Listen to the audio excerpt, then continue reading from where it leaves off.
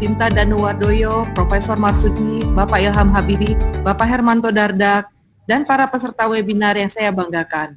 Pada webinar IKAMA dengan tema Peran Teknologi Pasca COVID dalam mendukung sustainability perusahaan menuju Indonesia 4.0. Saya, Sri Sapitri, akan memandu Bapak dan Ibu sebagai moderator pada diskusi yang akan sangat menarik pada pagi ini. Pertama-tama, marilah kita panjatkan puji dan syukur kehadiran Allah Subhanahu wa Ta'ala yang masih memberikan keberkahan usia dan kesehatan kepada kita semua pada hari ini. Dan selanjutnya saya akan membacakan susunan acara sebagai berikut. Selama kurang lebih 5 menit saya akan memperkenalkan pembicara dan susunan acara pada pagi ini, dilanjutkan dengan pembukaan oleh Ketua Umum IKAMA Bapak Hermanto Dardak. Kemudian dilanjutkan dengan 30 menit akan dipandu tanya jawab kepada 3 pembicara serta diselingi presentasi oleh Profesor Marsudi, kemudian tanya jawab langsung dari audiens yang akan dibacakan oleh moderator. Acara akan ditutup dengan penyerahan digital certificate dan closing serta foto bersama. Baiklah, tanpa memperpanjang waktu, mari kita mulai acara pada pagi ini dengan pembukaan oleh Ketua Umum IKAMA yang juga adalah Wakil Menteri Pekerjaan Umum 2010-2014 dan juga Ahli Sipil Indonesia, Bapak Hermanto Dardak. Kepada Pak Hermanto, saya persilahkan. Terima kasih, Bu Savitri. Assalamualaikum warahmatullahi wabarakatuh. Waalaikumsalam. Salam sejahtera, Bapak Ibu sekalian, segenap alumni Australia and Friends dari Forum Komunikasi Alumni Luar Negeri ini, terutama terima kasih ini Pak Ilham Habibi yang telah berkenan bersama alumni Australia di sini. Pak Ilham ini ya saya nggak perlu ini menyebutkan lagi, semua sudah mengenal tentunya. Tapi beliau ketua dari ini ya One Tiknas ya, One Tiknas ya Pak ya, Dewan TIK Nasional lah gitu ya. Iya Pak, masih ya. Pak Ilham, terima kasih Pak Ilham. Kemudian juga tentunya Pak Marsudi ini alumni kita dari Ketin University. Dan selamat Pak Marsudi, ini tanggal 1 Juni kan hari jadinya Western Australia ya. Iya. Bersamaan dengan kita memperingati hari Kesaktian Pancasila. Akhirnya Pancasila. Ya, sama. Oke, selamat. Kemudian Ibu Sinta dari Vokal tentunya dalam hal ini, beliau pendiri Bubukom dan tentunya pionir pengembangan teknologi di Indonesia lah gitu ya. Dan tentunya Bu Savitri tadi yang telah banyak menggerakkan milenial IKAMA ya. Bu Savitri. Terima kasih Bu Savitri, dan hari ini kita terima kasih ke Telkom ini, yang unit ini dari Telkom sendiri nih yang mengembangkan tentunya. Bapak Ibu sekalian, juga ini dari yang langsung dari Australia ini ada beberapa teman dari Persatuan Pelajar Indonesia di Australia yang masih belajar di sana. Mungkin sebagai ilustrasi Bu sekalian, sekarang ini jumlah mahasiswa Indonesia di Australia sekitar 17.000 mahasiswa sedang belajar di Australia. Dan kalau ini kita akumulasikan dengan jumlah alumni, ini alumninya sendiri sudah lebih dari 120.000 ya. Jadi cukup banyak rasanya di Indonesia mengisi berbagai bidang keilmuan. Beberapa kerjasama sudah dilakukan Indonesia Australia, antara lain terkait teknologi, misalnya kita mengembangkan sertifikasi insinyur profesional. Waktu itu kita mengawalinya itu dengan The Institution of Engineers Australia, sehingga waktu itu diakui oleh 35 negara dan kita langsung bisa mengikuti di sana. Dan inilah sistem yang kita terapkan sekarang di Indonesia. Baik Ibu sekalian, kami ingin memberikan gambaran ya bagaimana bahwa berawal dari tepatnya waktu itu 2 Maret ya, kita mendengar ada 2 kasus COVID, ya, yang ternyata perkembangannya begitu pesatnya ya kalau kita ikuti. Kita melihat bahwa setelah satuan tadi puluhan, ratusan, dan ribuan, dan sekarang ini lebih dari 27.000 kasus. Nah, pemerintah telah menerapkan upaya menghambatnya, misalnya dengan PSBB, kemudian juga memperbanyak tes, dan tentunya juga meningkatkan fasilitas layanan kesehatan. Tapi yang kita perhatikan perkembangannya sejauh ini, memang hal itu telah menghambat. Ya. Sejak 16 April kalau kita lihat, yang sembuh sudah lebih besar dari yang meninggal.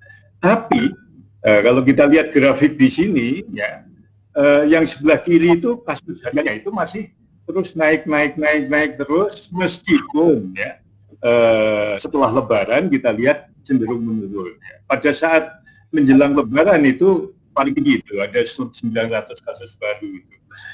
Dan kalau ini kita akumulasikan di sebelah kanan, memang jumlah yang kasus baru itu masih senantiasa lebih besar atau masih agak jauh lebih besar dibandingkan dengan yang sembuh.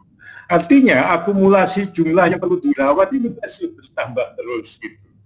Nah, ini kalau kita lihat di sini yang menjadi tantangan kita, dan sekarang kita mengikuti bahwa intinya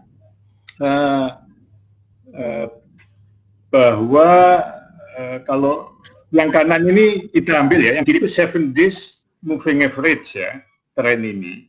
Nah, kalau kita menuju new normal ya, kalau kita ambil dari misalnya McKinsey itu mengatakan bahwa tingkat sistem kesehatan publik itu menuju koordinat yang baik, dan tingkat pertumbuhan virusnya rendah dalam arti terus menurun. Gitu. Nah, ini coba kita cocokkan dengan new normal kita. Kalau WHO sendiri memang reproduksi arti lebih kecil 1 ini artinya juga terus menurun, itu perlu terjadi selama 2 minggu berturut-turut. Nah, baru kita terapkan new normal. Jadi tentunya kita menyadari tantangan yang kita hadapi di Indonesia ini, bahwa pandemik ini tidak hanya berdampak kepada kesehatan, tapi juga ranah ekonomi dan sosial. Nah, dengan gambaran tadi kita sudah 3 bulan, nah kita sekarang menyiapkan diri menuju new normal, dan inilah yang pertimbangan sehingga IKAMA menyelenggarakan webinar hari ini, kesiapan menuju new normal, aspek ekonomi dan teknologi. Kemarin kita sudah membahas aspek ekonomi bersama Pak Catip Basri, bersama Pak Wagub Jawa Timur, dan kami sendiri yang praktisi di bidang terkait infrastruktur. Dan tentunya hari ini kita akan mendengar dari Bapak Ibu sekalian bagaimana sebetulnya tantangan yang kita hadapi menuju new normal tersebut. Beberapa hal yang ingin kami gariskan, bahwa paling tidak new normal itu apa? Paling nggak less kontak. Ya. Kalau less kontak, tentunya implikasinya ya kita work from home, work from everywhere, dan mungkin jam kerja kita berubah, interaksi fisiknya berkurang, dan implikasinya juga banyak. Misalnya kalau kita membangun perkotaan, ya, kita itu gambarannya kalau membangun kota itu selalu makin padat, makin efisien. Nah, kalau kita perhatikan dengan social distancing ini, maka ya urbanisasi relatif akan menurun gitu. Nah, ini apakah yang dulunya sekarang ini kita misalnya kalau kita lihat Jakarta ya, itu kita spread-nya keluar, kan? Dan spread tadi sekarang ini populernya balik lagi karena yang hambatan perjalanan tadi dengan compact city. Ya. Compact city seperti kalau kita perhatikan mungkin contohnya di CBD atau kita pemerintah membangun di Kemayoran gitu ya. Jadi mixed use di situ. Nah, dengan sekarang ini mungkin perlu definisi lagi bahwa nanti smart city yang kita terapkan, smart city yang dihadapkan pada kondisi mungkin urbanisasi nggak setinggi seperti yang kita lihat di dalam old normal lah gitu ya. Nah ini salah satu paling kan. Kemudian tentunya implikasinya adalah teknologi digital inilah yang tentunya akan secara masif tumbuh. Kita melihat sejauh ini masyarakat menggunakan momentum ini sehingga kalau kita perhatikan proses transformasi digital ini dipercepat dengan adanya COVID ini. Saya nggak tahu apa ini hikmah juga gitu. Dan kita tentunya sangat relevan sekarang ini untuk percepatan tadi diarahkan untuk kepada apa yang sedang kita lakukan ya, membangun smart city, smart infrastructure, intelligent transportation system, misalnya lewat jalan tol nggak usah berhenti lagi, gitu. Artificial intelligence dan lain-lain. Baik Ibu Bapak sekalian, itu gambaran yang ada. Implikasi dari pemerintah sendiri dan masyarakat dari diskusi ekonomi kemarin, ini juga momentum untuk membangun hilirisasi kita, industrialisasi kita. Paling nggak kita melihat peralatan kesehatan. Jadi kemarin vulnerability kita dengan adanya COVID, ternyata begitu banyak impor yang kita lakukan sehingga dari awal Maret sampai akhir Maret pun kita masih mengantri juga itu yang kita lakukan. Sehingga kita akan percepatan untuk hilirisasi tadi bisa kita lakukan pada saat ini. Mungkin tantangan yang lain misalnya kita tetap merancang saat ini IKN ya, Ibu Kota Negara, tapi paling tidak inginnya bahwa Ibu Kota Negara kita tadi smart dan mandiri, artinya kota yang sedemikian rupa, the best in the world gitu ya, among the best lah in the world, dan dengan TI yang sedemikian rupa sehingga kita mandiri, artinya harus kita kembangkan sendiri. Nah ini tentunya bagaimana membangun tipikal kompetitif capital city yang kita harapkan tadi, supaya intelijen, ada university yang memang smart di dalamnya, berbagai transportasi yang smart, dan sudah pada generasi yang terakhir kalau memang bisa. Nah, ekspektasi ini tentunya perlu juga kita respon dengan pembahasan pada hari ini. Salah satu implikasi kemarin juga teknologi pangan dipandang juga penting untuk kemandirian tadi, sehingga mungkin di smart city tadi banyak juga kombinasi dengan urban farming dan lain-lain yang dilakukan di samping memang pengembangan seperti estate di Papua dan lain-lain. Dua sekalian, salah satu yang memang dikeluhkan dari beberapa diskusi itu kesiapan daripada internet dan lain-lain di kawasan timur ya. Kita melihat bahwa selama pandemi ini masyarakat makin pintar dalam arti banyak membaca, banyak mengikuti education digital ini. Nah, melihat hal tadi, tentunya palaparing yang untuk broadband yang sekarang ini masih sedang berjalan di kawasan timur, terutama mungkin kawasan barat juga oke. Kawasan timur, kemarin kami memberikan misalnya belajar, kami mengajar misalnya, itu ada keluhan-keluhan, terutama mahasiswa yang berasal dari kawasan timur. Nah ini mungkin tantangan yang kita hadapi. Sebagai ilustrasi mungkin, waktu kami membangun jembatan Suramadu ini Pak Ilham, itu dari almarhum Pak Habibie itu sebetulnya dulu ya. Kita coba tuntaskan waktu itu pada tahun 2009 selesai nyambung.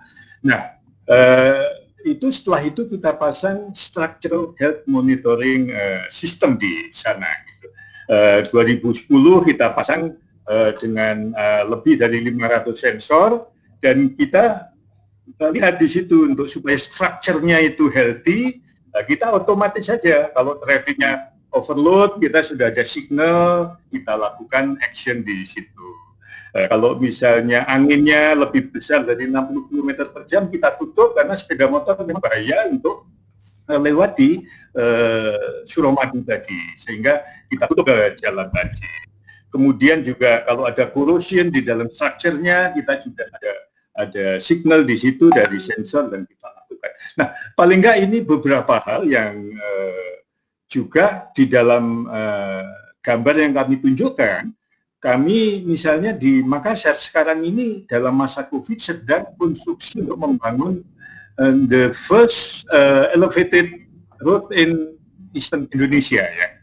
Nah, ini terus berjalan karena kita menggunakan teknologi modern, kita precast, kita pakai peluncur untuk feedernya tadi. Secara otomatis kita angkat ke atas, kita preset di atas, kita taruh. Sehingga sekarang ini meskipun masa COVID kita sudah mencapai 90% kemajuannya. Itu di sepanjang jalan Petarani ini ya, dari Makassar. Nah, ini merefleksikan bahwa memang ada penyesuaian-penyesuaian kita di dalam menghadapi atau di dalam masa COVID ini atau bahkan nantinya pasca COVID di dalam new normal. Dan inilah yang tentunya tantangan untuk kita secara kolektif mengembangkan untuk teknologi, terutama dalam konteks ini adalah teknologi digital. Baik, Ibu sekalian, saya rasa ini gambarannya. Dari IKAMA mengaturkan terima kasih kepada Ibu Bapak sekalian sekali lagi, dan untuk meluangkan waktu pada hari ini. Terima kasih. Wassalamualaikum warahmatullahi wabarakatuh. Terima kasih Pak Hermanto. Baiklah, kita melanjutkan ke acara berikutnya. Namun sebelumnya saya mengingatkan para audiens untuk juga memberikan kepedulian kepada rekan-rekan, sahabat kita, tetangga kita, warga negara Indonesia yang juga terkena korban COVID, untuk bisa berdonasi. Rekeningnya ada di sebelah kiri di screen. Biasanya ada di sebelah kiri. Ini benar nggak ya? Sebelah kiri ya. Oke. Nah, kita lanjutkan di sini. Sebelum kita mulai berdiskusi, saya akan membacakan para pembicara kita hari ini. Saya mulai dengan Ibu yang cantik satu ini, Ibu Sinta Danuwardoyo. Dia adalah salah satu perintis industri teknologi di Indonesia, dan Ibu Sinta kerap mendapat julukan sebagai teknologi veteran. Ia mendirikan perusahaan pertamanya bubu.com, makanya dia lebih dikenal sebagai Sinta Bubu pada tahun 1996. Ibu Sinta telah banyak menyabet berbagai penghargaan di bidang digital di Indonesia. Salah satunya, ia diakui sebagai Globe Asia sebagai salah satu dari 99 most powerful women. Mungkin yang ke-100-nya pria ya Bu Sinta. Dan juga mendapatkan gelar sebagai Inspiring Women Honor Roll dari Forbes Indonesia. Ibu Sinta telah bekerja begitu keras memajukan teknologi di Indonesia sejak mendirikan bubu.com dan hingga kini menjabat sebagai CEO di perusahaan tersebut. Ibu Sinta adalah lulusan University of Oregon dengan Bachelor of Architecture dan Interior dan S2 di Portland State University MBA di International Business. Selain berkecimpung di berbagai bisnis bubu.com dan juga angel investor, Ibu Sinta juga menjabat di berbagai organisasi sebagai Ketua Komisi Tetap untuk Bisnis Digital E-commerce dan pengembangan startup di Kadin. Dan ia juga menjabat sebagai anggota Komite Teknis di bidang TIK dari Dewan Riset Nasional melalui Kepres yang ditugaskan untuk merumuskan program utama nasional di bidang riset dan teknologi dan bertanggung jawab langsung pada Menristek. Selama 2 tahun terakhir ini, ia juga mendukung The Chair of Conservation Indonesia sebagai Dewan Pengawas. Selanjutnya, kita juga mendapat kehormatan, pembicara Profesor Marsudi Wahyu Kisoro. Beliau adalah lulusan ITB Teknik Elektro dan juga lulusan S2 di Curtin University of Technology serta PhD di Curtin University of Technology. Selain sebagai Komisaris Telkom Indonesia, Profesor Marsudi juga adalah guru besar Computer Science dengan kualifikasi profesional Information Technology Architect, dan ia juga memiliki sertifikat internasional di bidang ini. Selain itu berbahasa Inggris, beliau juga mampu berbahasa Prancis, jadi hati-hati ya, jangan gosip dalam bahasa Prancis. Beliau juga banyak menulis berbagai tulisan, serta pengajar dan pembicara di dalam dan di luar negeri. Kemudian selanjutnya Dr. Ilham Habibie yang merupakan salah satu pendiri PT Iltabira Katama, sebuah perusahaan investasi swasta di Indonesia yang ia pimpin sebagai Presiden Direktur sejak 2002. Beliau juga adalah Ketua Bank Muamalat Bank Islam Syariah pertama di Indonesia. Pak Ilham adalah salah satu pendiri International University Liaison Indonesia dan juga Ketua Dewan Pengawas Yayasan IULI. Ia juga merupakan salah satu pendiri Habibie Center, sebuah LSM dan yayasan di mana ia juga menjadi Ketua Dewan Pengawas. Saat ini ia juga mengepalai Wantinas, Dewan TIK Nasional Indonesia sebagai Kepala Eksekutif. Pak Ilham memegang gelar Doktor Insinyur di bidang teknik penerbangan dari Universitas Teknik di Munich, Jerman, MBA dari Universitas Chicago, Amerika Serikat, dan juga aktif di berbagai bidang inovasi dan sinergi dengan budaya dan seni, dengan sains dan teknologi sejak 2014. Baiklah, itu adalah pembicara-pembicara kita, narasumber-narasumber kita yang luar biasa, yang telah meluangkan waktunya untuk kita di pagi hari ini.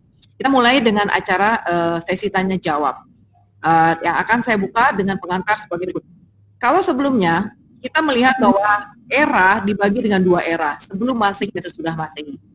Namun kini orang menyebutnya dengan sebelum COVID dan sesudah atau pasca COVID.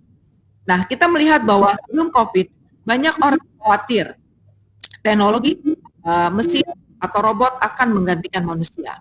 Namun ternyata pada saat COVID berlangsung malah menunjukkan sebaliknya, mesin dan teknologi menyelamatkan manusia. Kita lihat bagaimana teknologi menggantikan peran suster dalam mengukur pasien.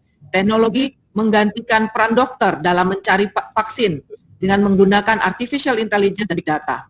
Nah, kita lihat bagaimana peranan teknologi dalam mengalahkan virus corona.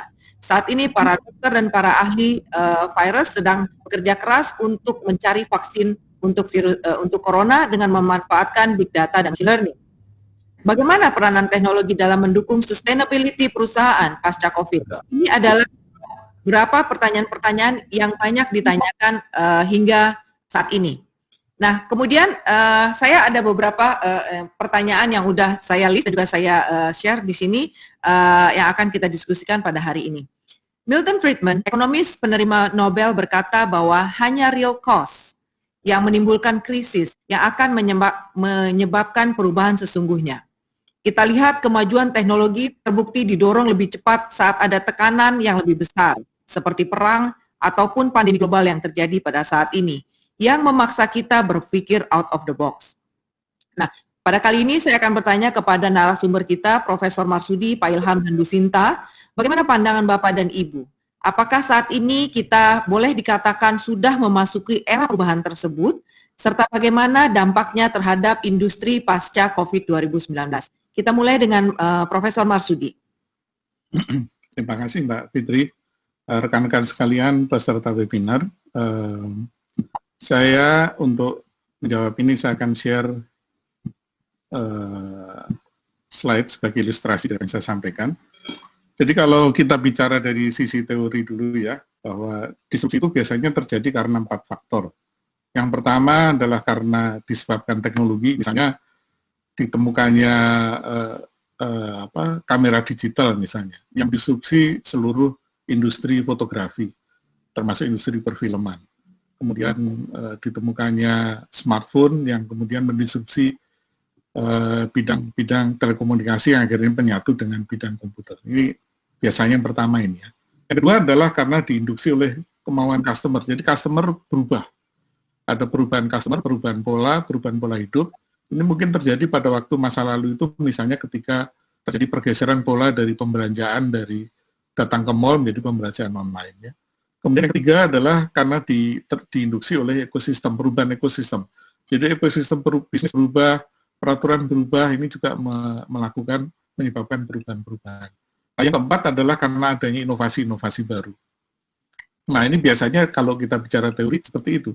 Tetapi ternyata dari teori ini ada satu yang luput, yaitu ternyata munculnya virus ini yang begitu dahsyat juga membuat salah satu pendorong disrupsi, bahkan mungkin lebih kuat dari empat-empatnya. Nah, karena itu teknologi akan banyak berubah. Kalau tadi Mbak Fitri mengatakan masa sebelum COVID dan masa sesudah COVID, Bisa saja terjadi seperti hanya dulu pernah terjadi masa sebelum digital menjadi masa sesudah digital. Jadi sebetulnya kita sudah berapa kali menghadapi hal-hal semacam ini. Nah, ke depan kira-kira seperti apa dengan adanya COVID dan teknologi ini? Saya mengutip saja dari apa yang ditulis oleh Pak Yusuf Hadi, salah seorang, dan teman-temannya, salah seorang futurolog yang terkenal ya. Di bukunya yang di judulnya The Consumer Megashift, dia katakan ditulis bahwa akan ada 4 perubahan besar terhadap perilaku konsumer. Yang pertama adalah stay at home lifestyle. Jadi gaya baru hidup yang dimana semuanya maunya tinggal di rumah. Tadi Pak Hermanto sudah menyebutkan bukan hanya belajar di rumah, tapi juga bekerja di rumah dan sebagainya. Sehingga nanti akan merubah teori-teori SDM, teori-teori motivasi dan sebagainya, teori pengelolaan SDM akan banyak berubah ketika gaya hidup baru, di mana work from home ini menjadi sebuah pola. Bahkan saya ekstrapolasikan bukan sekedar work from home nanti akan menjadi WFA. Kalau sekarang WFH, nanti WFA, work from anywhere, bekerja dari mana saja. Saya suka bercanda kalau di dalam bahasa Indonesianya adalah darmaja, dari mana saja. Jadi mau belajar darmaja, mau bekerja darmaja, dan sebagainya. Nah, termasuk di sini nanti adalah ketika bekerja, hidup, dan bermain itu ada di satu tempat yang sama, yaitu di rumah, karena adanya social distancing.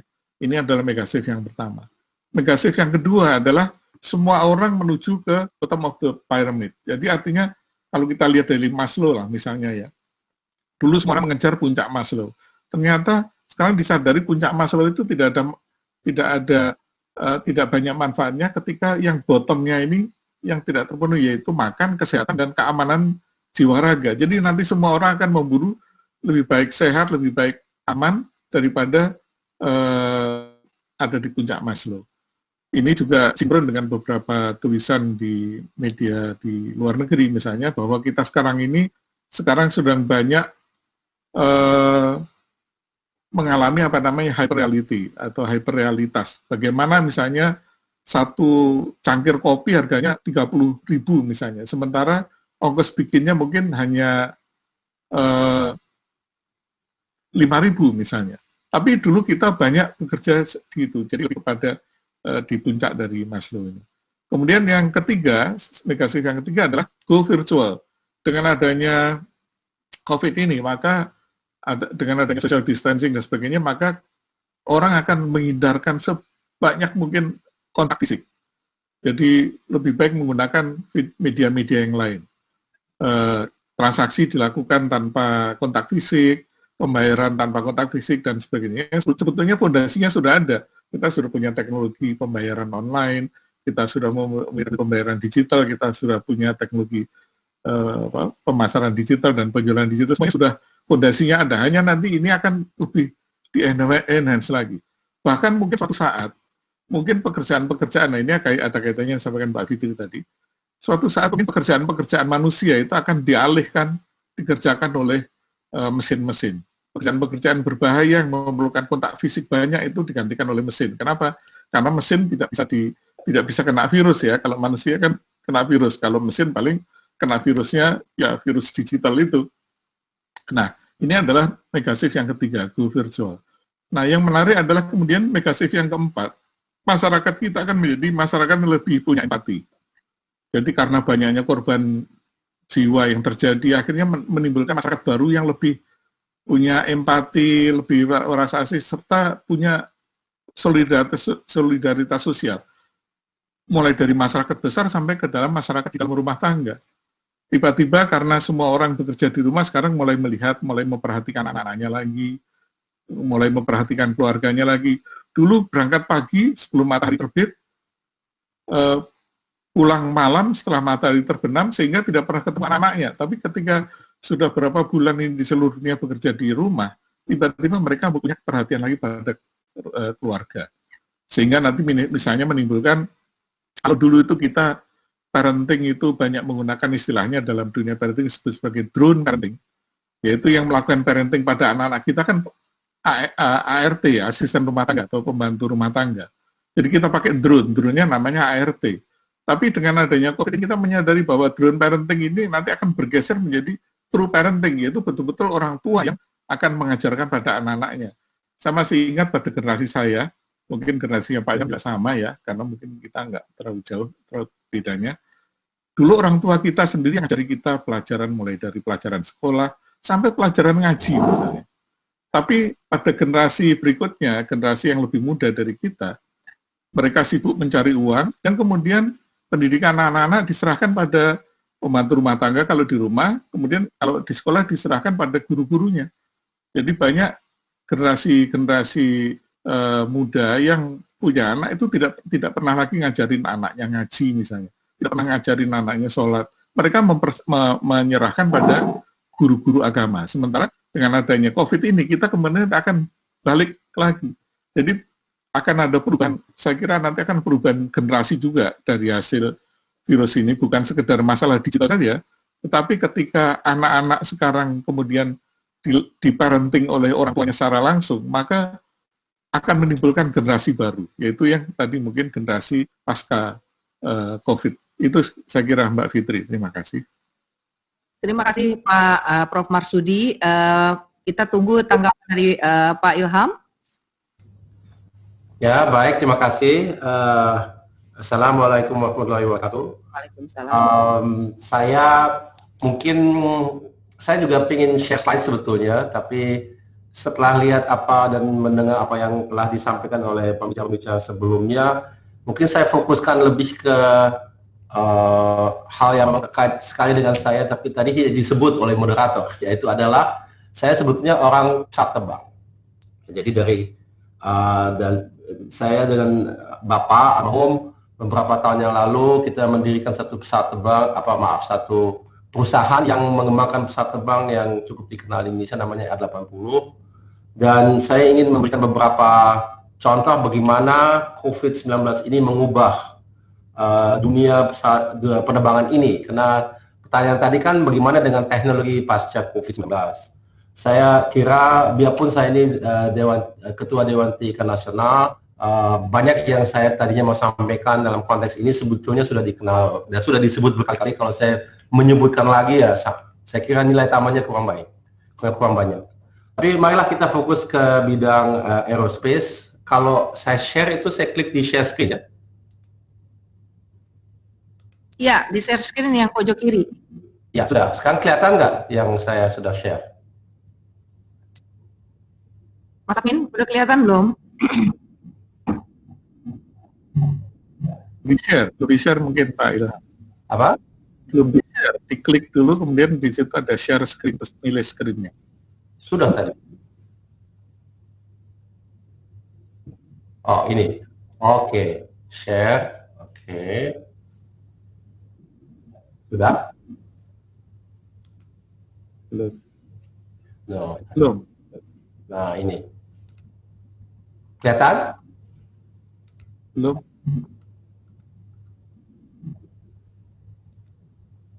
Nah, ini.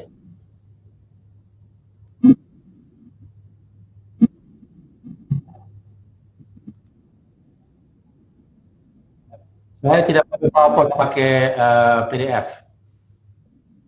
Ya.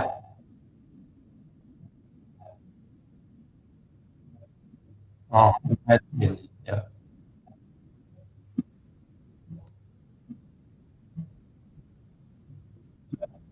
Sudah.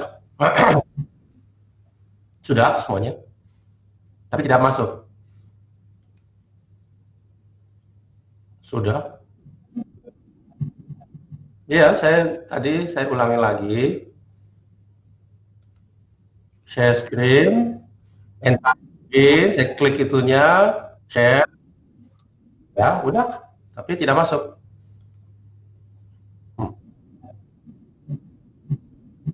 Iya, PDF.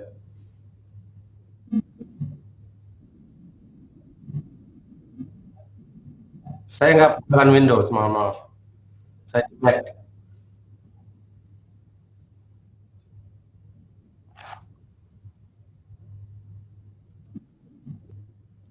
Saya sudah berkali-kali entire screen, share, Kemudian ya saya tunggu, nggak ada apa-apa. Screen-nya di entire screen-nya diklik dulu Pak Ilham.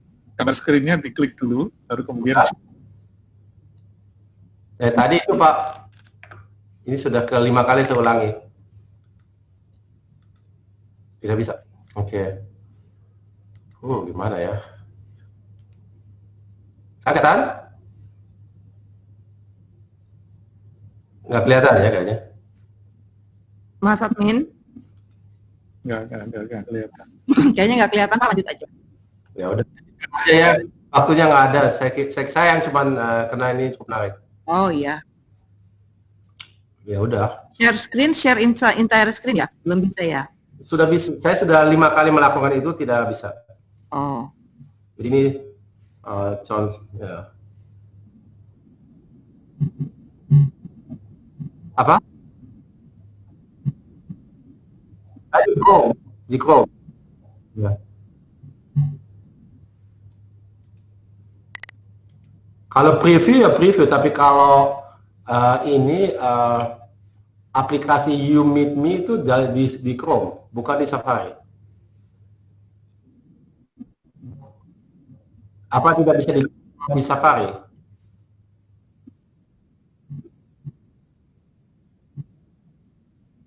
Bisa, tapi kurang efektif kinerjanya. Mungkin tadi udah ya di share screen entire screen. Tadi Prof. Marsudi berhasil ya? Bisa, saya juga pakai Mac, saya pakai Safari malah nggak pakai Chrome ini. Oh, itu bisa ya? Iya. Nah, kemarin kalau saya copy dulu linknya ke Chrome gitu. Setelah itu gitu. Baru bisa sharing itu. Enggak, ini udah di Chrome soalnya Pak Ilhamnya. Ya udah saya bicara aja nih, mohon maaf ya. Jadi ini ternyata nggak bisa sharing. Baiklah, jadi bagi dunia penerbangan yang kita lihat di slide saya yang pertama itu adalah untuk pertama kali sejak lama kita lihat adanya penurunan dari segi penumpang secara drastis sekali. Jadi turun kapasitas, atau bukan kapasitas, penggunaan pesawat terbang itu 80% turun. Kalau kita membandingkan dengan SARS atau 9/11 atau yang lain-lain, bird flu itu paling turun 20%. Terus kemudian naik lagi. Kalau di COVID itu 80%. Jadi itu sangat drastis perbedaannya dengan krisis-krisis ekonomi sebelumnya yang sebagian juga disebabkan oleh virus, sebagian oleh hal-hal terkait dengan terorisme. Kemudian kalau kita lihat dampaknya kepada airlines, itu memang boleh dikatakan ini ada analisa yang dibuat oleh IATA. IATA itu adalah organisasi airlines dunia, bahwasanya dengan adanya load factor artinya jumlah penumpang yang ada dalam pesawat terbang. Jadi kalau pesawat terbang itu semua tempat duduk digunakan, itu 100% load factor, kalau 50% ya hanya setengahnya. Nah, kalau kita membuat analisa sesuai dengan bisnis model saat ini, dengan adanya load factor 62%, jadi kurang lebih 2/3 penuh, hanya 4 airline sedunia bisa mencetak profit. Yang lain semua rugi. Nah, sekarang kita tentunya lihat bagaimana tantangannya di era pasca COVID-19, yaitu adalah kita tentu akan lihat beberapa hal terkait dengan COVID-19. Yang pertama, mungkin saya sekarang membuat satu gambaran yang lebih luas. Ada 3 efek yang akan kita lihat dan sudah kita lihat terkait dengan COVID ini. Pertama, ada efek globalisasi lambat laun menjadi lebih kecil. Biarpun saya tidak katakan di sini bukan menghilang, tapi menurun efek globalisasi, dan itu ada dampak kepada banyak hal termasuk juga airlines. Kedua, lokalisasi itu akan semakin kuat, dan itu juga terutama dengan alasan bahwasanya kalau kita ini membatasi global supply chain kita ke hal yang kita kenal, yang kita bisa kontrol, protokol kesehatan yang lebih mudah dijaga. Selain dari itu juga krisis ini telah menunjukkan kepada kita bahwasanya ketergantungan kita kepada negara lain kadang terlalu berlebihan. Jadi memang di sini ada orang yang berpendapat ya sebanyak mungkin kita untuk mencegah efek negatif ini sebanyak mungkin kita kita repatriasi gitu. Jadi kembali lagi ke negara kita sendiri. Ada juga yang lain berpendapat yang katakan ya memang kita tidak boleh terlalu tergantung kepada satu atau dua negara saja. Marilah kita diversifikasi. Jadi maksudnya ketergantungan kita tidak boleh terlalu berlebih kepada satu dua negara saja. Jadi harus kita diversifikasi. Jadi buat mereka globalisasi masih berjalan, tentu mereka juga akan perhatikan lokalisasi yang berlebih di masa mendatang, tapi mereka juga perhatikan diversifikasi daripada global supply chain. Nah, itu yang pertama. Jadi globalisasi dihadapkan dengan lokalisasi. Yang kedua, ya tadi kita sudah bicarakan Profesor Marsudi, Profesor Herman Dardak, dan moderator kita sudah semuanya membicarakan mengenai dampak, ya mengenai dampak stay at home, work from home dan sebagainya dan seterusnya. Tapi yang jelas satu, kita sudah menyadari bahwasanya ada jasa digital online yang menggunakan banyak data, itu merupakan satu bagian yang fundamental dalam the new world, the new economy, new life gitu ya, ke depan. Dan tadi Profesor Marsudi sudah memberikan beberapa contoh sangat menarik menurut saya, dan saya kira apa yang kita bisa bayangkan di situ sebetulnya sebagian ini masih ongoing, yang namanya inovasi secara disruptif, mendadak, cepat dan terpaksa. Itu masih berjalan. Saya ingat beberapa saat yang lalu ada joke yang berkisar di sosmed, yaitu adalah pertanyaan pertanyaan kepada perusahaan-perusahaan, siapa yang sebetulnya merupakan CIO yang paling efektif, atau siapa yang paling efektif melaksanakan transformasi ke dunia digital di perusahaannya, itu CEO, CIO atau COVID, semuanya mencoret COVID. Ya. Jadi ini karena memang kita tidak ada pilihan lain, yang semula mungkin perusahaan-perusahaan dia sudah tahu bahwa ini masih lakukan, tapi masih kurang lebih dragging the feet. Jadi karena untuk berubah itu kan tidak gampang, tapi dengan adanya COVID ini secara mendadak terpaksa tidak ada cara lain, dan ternyata memang banyak manfaatnya. Nah ini yang keduanya, jadi dunia digital ini semakin dahsyat menjadi bagian integral daripada kehidupan kita, mau di pekerjaan, mau di secara privat atau berorganisasi, semuanya ada aspeknya, dan bukan saja berinteraksi melalui video conference. Jadi banyak hal yang lain yang sebetulnya belum kita pelopori. Yang ketiga itu adalah di sementara waktu ini akan terjadi satu konsolidasi perusahaan-perusahaan, karena memang, nah ini kembali ke airlines. Saya kira bisa bersama-sama membayangkan bahwasannya di masa ini airlines mana yang bisa survive 3 bulan tanpa adanya pendapatan. Jadi itu sudah cukup banyak yang bangkrut, yang mengagetkan kita di Asia Tenggara. Thai Airways sudah bangkrut dari Thailand, tapi saya kira pemerintah akan membangkitkan kembali, tapi dia bangkrutkan dulu sebelum dia membangkitkan lagi supaya bisa direstrukturisasi dengan sangat-sangat mendalam. Ada banyak airline lainnya di Australia juga, ada Virgin Australia sudah bangkrut, banyak sekali, dan itu memang akan menyebabkan adanya konsentrasi dunia airlines di beberapa negara dan wilayah, di mana bisnis modelnya akan sangat berbeda. Tadi saya sudah katakan keadaan ekonomi akan mengharuskan mereka bisa mencari bisnis model, harus bisa mencari bisnis model di mana dia harus hidup dengan jauh berkurang adanya penumpang untuk sementara waktu ini.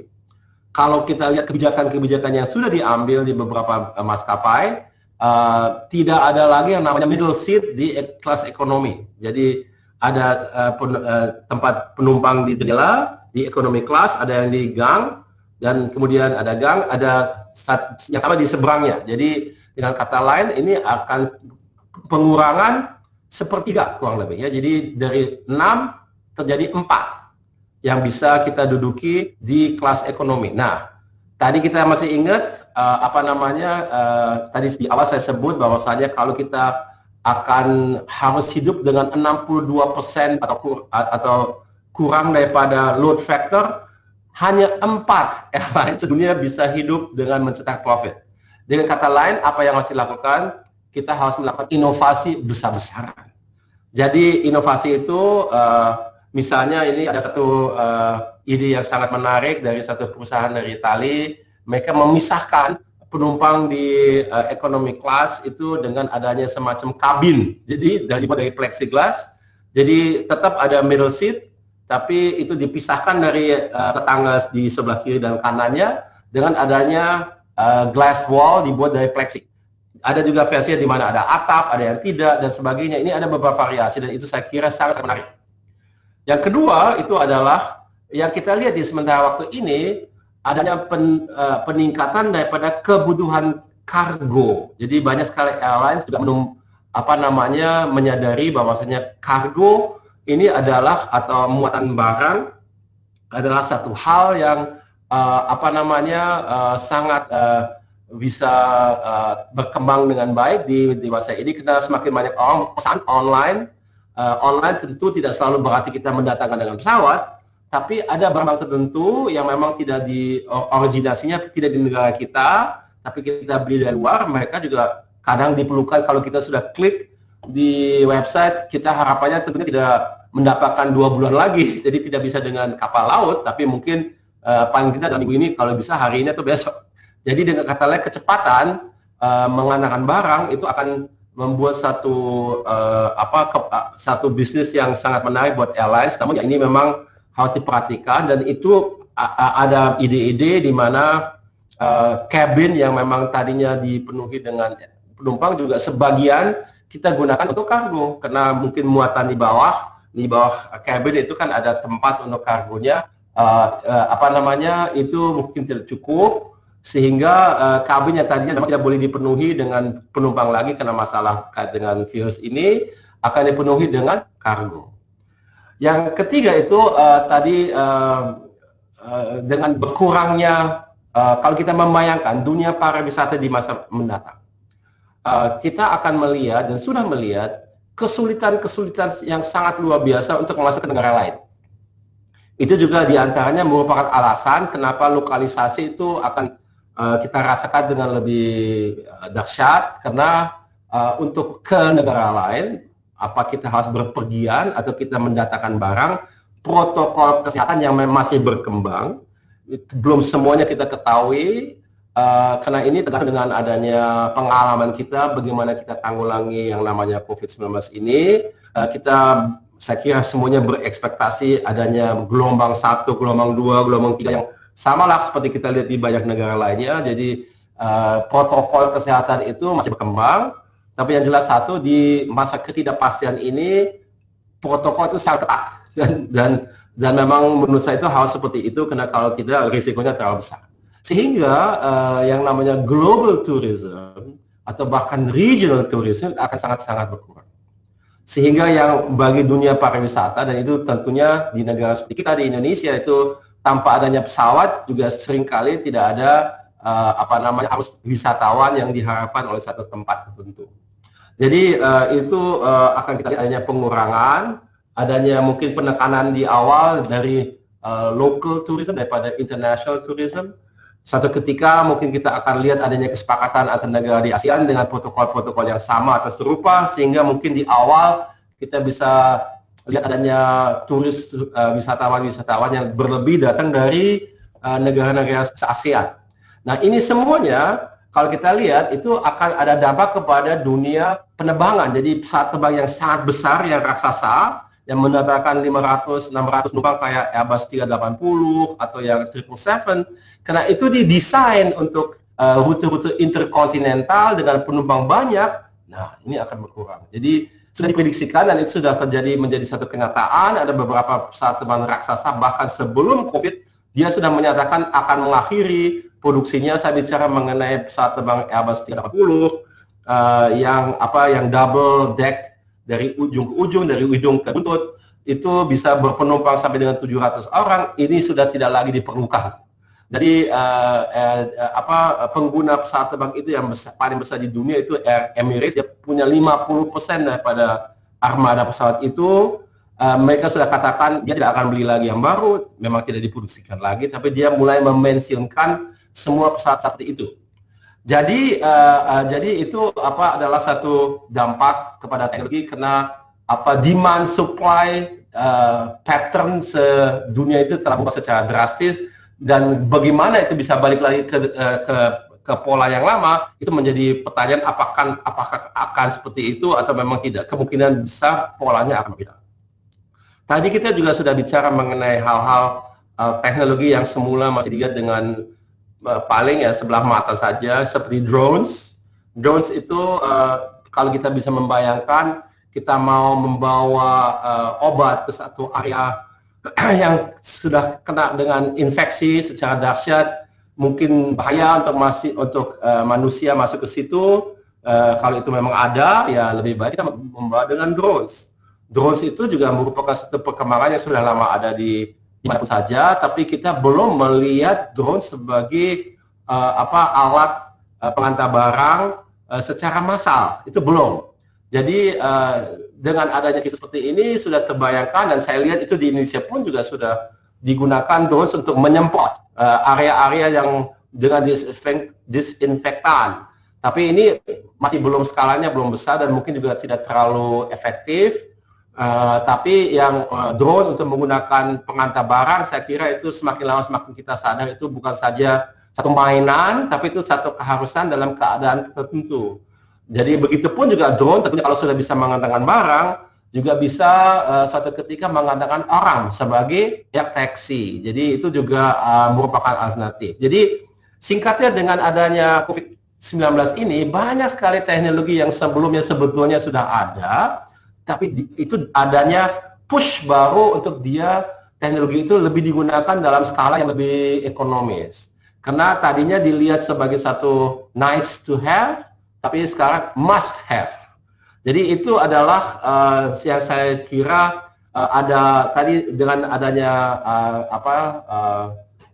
presentasi secara lisan ini, saya sebetulnya ingin memberi contoh bagaimana COVID-19 ini mempunyai dampak yang luar biasa kepada satu bidang yang penuh dengan teknologi, tapi mungkin di awal kita lebih berpikir mengenai hal-hal yang fundamental terkait dengan makanan, minuman, kesehatan, pendidikan, sebagainya. Itu sangat benar dan itu sangat penting. Namun apa yang saya sampaikan itu juga satu hal yang saya kira mungkin kita baru sadar setelah beberapa bulan atau tahun ke depan, bahwasanya dunia di bidang kedirgantaraan itu telah berubah dengan sangat-sangat dahsyat.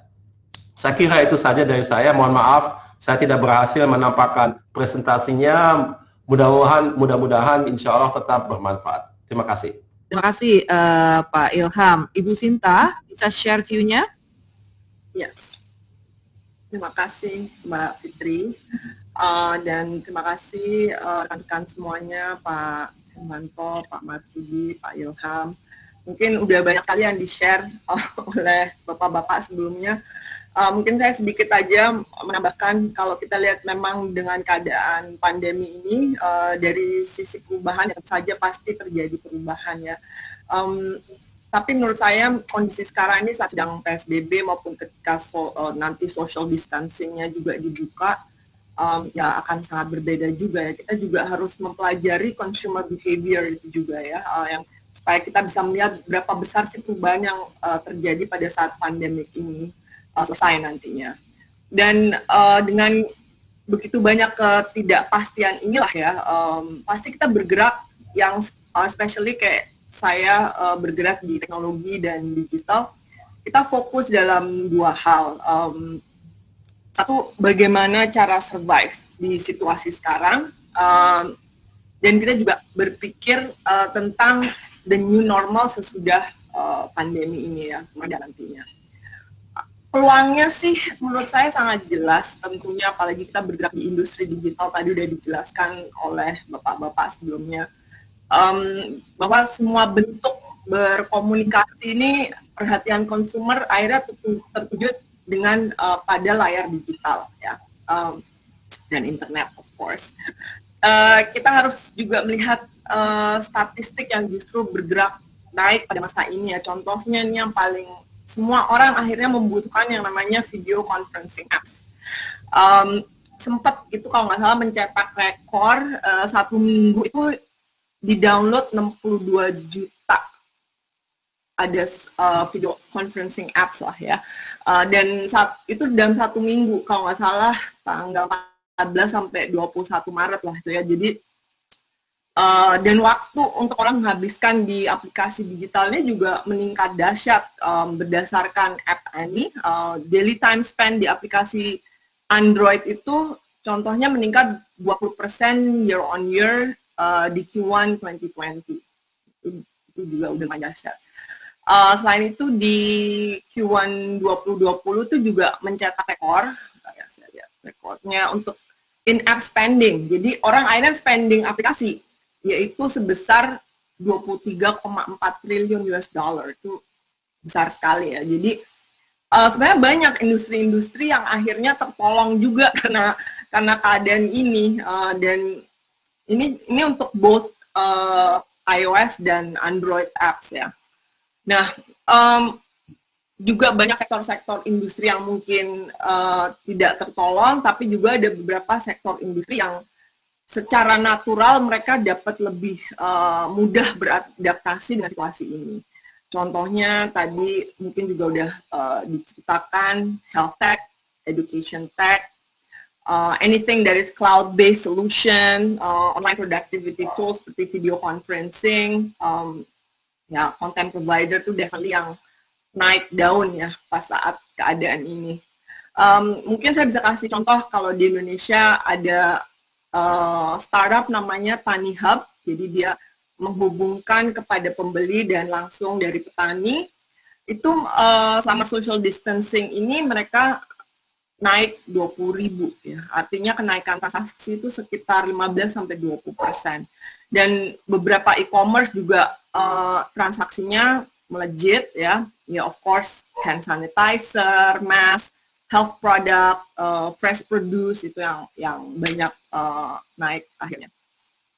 Nah, kita juga banyak menghabiskan waktu dan perhatian untuk memfokuskan marketing dan layanan produk kita secara beda.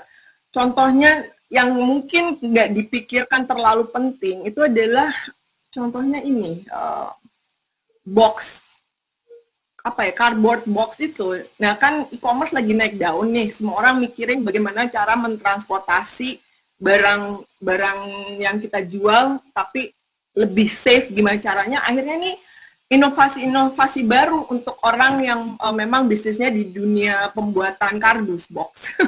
Kita nggak berpikir kan bahwa hal-hal seperti itu yang jadi banyak sih yang hal-hal baru yang kita tadinya tidak terpikirkan, akhirnya kita harus berinovasi dan itu menjadi sebuah kebutuhan sekarang. Tadi seperti yang Pak Ilham juga sudah ceritakan ya, begitulah. Jadi saya lihat dari sisi secara dampak untuk industri yang punya faktor tinggi dari sisi fisikal mungkin yang akan lebih kena dampaknya, contohnya hotel, restoran. Kalau saya nggak salah kemarin saya sempat berbicara dengan teman saya yang memang bisnisnya di perhotelan, itu dia bilang sekarang di Indonesia ada 12.000 lebih restoran dan hotel yang tutup. Nah, tapi bagaimana sih kita ke depannya juga bisa beradaptasi untuk tetap mendeliver layanan-layanan seperti hotel dan restoran dengan limited physical interaction, itu akan jadi kunci. Mungkin itu aja dari saya yang pertanyaan ini, karena tadi udah banyak dibahas sebelumnya. Terima kasih. Menarik sekali ya. Jadi tadi ada dua hal yang kesamaan yang disampaikan oleh Mbak Sinta sama Pak Ilham adalah survivability dan juga adaptasi, bagaimana bisa beradaptasi. Oke, selanjutnya pertanyaan saya saya ingin bertanya kepada Pak Ilham dan juga Prof. Marsudi adalah kira-kira setelah COVID, perusahaan dari industri apa saja yang akan tumbuh dan perusahaan dari industri apa saja yang akan diprediksi akan berkurang? Serta bagaimana teknologi dapat membantu perusahaan tersebut secara out of the box bertahan menghadapi tantangan tersebut. Mungkin kita mulai dari Prof. Marsudi. Baik, terima kasih Mbak. Saya share screen saya lagi ya. Jadi ke depan ini ada, saya mulai dari teknologi dulu sebelum masuk ke pasar ya. Jadi akan ada 12 teknologi masa depan yang akan berperan penting di dalam masa pasca COVID ini. Yang pertama adalah teknologi mobile internet. Ya. Teknologi mobile internet kita sudah tahu bahwa kita sekarang sedang memasuki era generasi kelima atau 5G, di mana kecepatannya nanti adalah 100 kali dari 4G yang kita punya sekarang. Dengan kecepatan 100 kali atau kira-kira 1 gigabit per second lah ya, kira-kira kalau diperkirakan. Atau kalau mungkin dalam istilah sederhana, kalau dulu kita download lagu Pamer Bojo itu perlu waktu 2 menit, dengan 4G nanti dengan 5G itu hanya 1 detik lah kira-kira begitu. Kemudian kenapa bandwidth-nya juga sangat lebar, kemudian latensinya rendah, penggunaan baterainya kecil, dan connectivity-nya hampir tidak terputus. Ini nanti akan punya peran penting. Tadi Pak Ilham dan Bu Sinta sudah mengatakan bahwa backbone utama dalam pasca COVID adalah karena kita ada social distancing, maka infrastruktur telekomunikasi menjadi penting. Makanya tidak heran ketika semua sektor turun, maka sektor telekomunikasi kalau tidak salah Q1 kemarin, Q1 tumbuh 13%, Q2 akan diperkirakan tumbuh juga cukup besar. Karena betul sekali sampaikan Mbak Sinta tadi, setiap orang sekarang pada pakai apps, semuanya membutuhkan nonton video, semua video conference, anak-anak sekolah juga seperti itu, sehingga pemakaian internet juga menjadi sangat besar. Nah, karena itu rencana deployment dari 5G ini menjadi satu hal yang mungkin menjadi keniscayaan yang saya kira tidak bisa ditunda. Nah, kemudian kenapa? Karena ke depan kita akan hidup dalam sebuah dunia yang namanya hyper-connected. Ketika diri kita manusia, karena harus ada social distancing, maka diri kita diwakili oleh peralatan-peralatan. Jadi, diri kita diwakili oleh peralatan-peralatan digital yang berkomunikasi atau berinteraksi sama lain. Misalnya, kalau belanja tidak lagi kita datang di mall, tapi kita menggunakan gadget kita untuk belanja. Kemudian, dari pembayarannya juga menggunakan gadget kita untuk belanja. Jadi interaksi kita dimediasi dengan peralatan-peralatan digital, ya. Sehingga akan terjadi perubahan di sektor bisnis yang luar biasa, karena nanti platform-platform ini akan menjadi penting. Platform komunikasi kita sekarang sudah merasakan pentingnya, ya. Bagaimana tadi satu aplikasi yang diceritakan oleh Bu Sinta tadi, Mbak Sinta tadi, mengenai satu aplikasi yang di-download dalam waktu singkat 60 juta dan sebagainya, karena tiba-tiba orang membutuhkan platform video conference, kemudian platform-platform media sosial nanti juga akan makin membesar, platform-platform media, jadi orang tidak lagi datang ke bioskop, jadi platform-platform penyedia konten musik maupun film itu akan menjadi tambah besar lagi, ya. Kemudian platform-platform untuk pencarian, platform untuk cloud operating system, platform untuk asset sharing, misalnya seperti Gojek dan sebagainya, pada prinsipnya kan aset sharing, ya, atau Grab itu kan aset sharing, ya, atau sharing ekonomi lah kalau zaman dulu disebutnya, ya. Kemudian ada platform-platform produk, platform transaksi, platform-platform service seperti e-health, seperti pendidikan dan sebagainya, akan banyak ini, akan platform-platform ini akan tumbuh ke depan. Nah, kemudian yang kedua adalah teknologi otomasi dari pekerjaan-pekerjaan yang dulu dilakukan oleh manusia, pekerjaan-pekerjaan intelektual. Salah seorang futurolog namanya Nicholas Carr mengatakan bahwa intellectual talent itu tidak lagi bisa dilindungi dari otomasi. Artinya apa? Kalau dulu pekerjaan intelektual itu dikerjakan oleh manusia, maka suatu saat akan terancam oleh mesin. Mesin akan memiliki kemampuan intelektual yang luar biasa. Saya ingat dulu sampaikan oleh Pak Ilham tadi, teknologi ini sebenarnya sudah ada. Dulu tahun 92 saya pulang dari Australia menyelesaikan PhD saya di bidang machine learning dan data science. Ketika saya pulang, itu ada yang saya ajak bicara itu.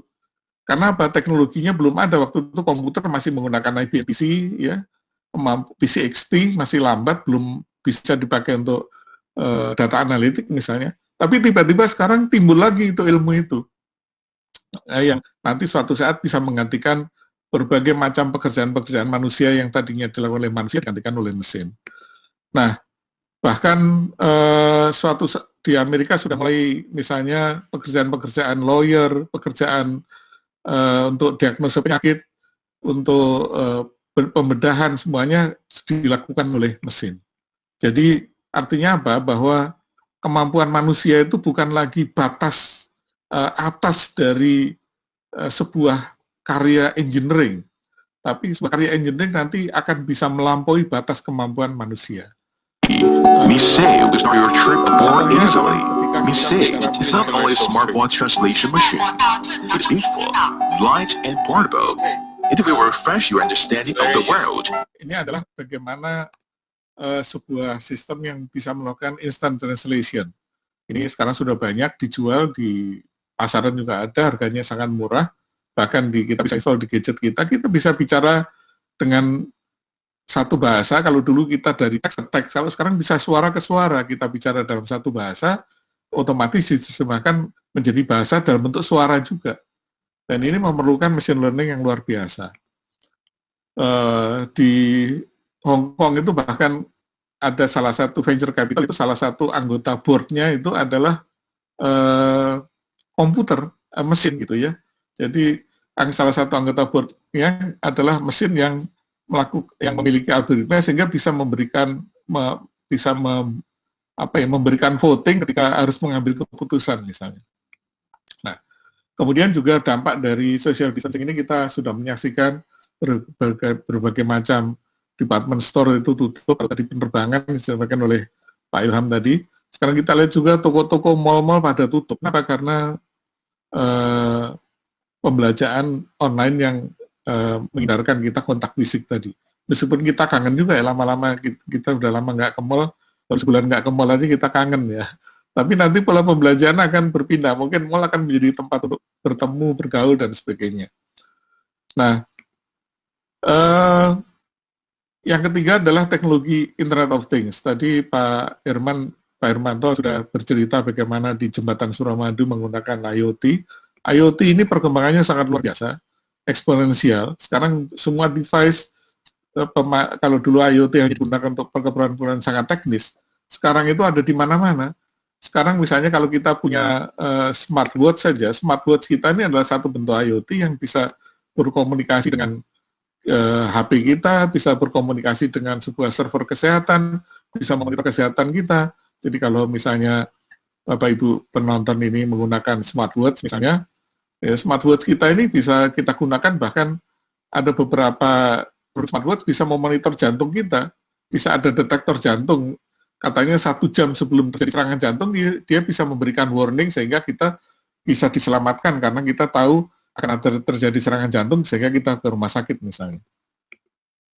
Di samping itu juga IoT dipakai untuk mengontrol yang namanya smart home ya.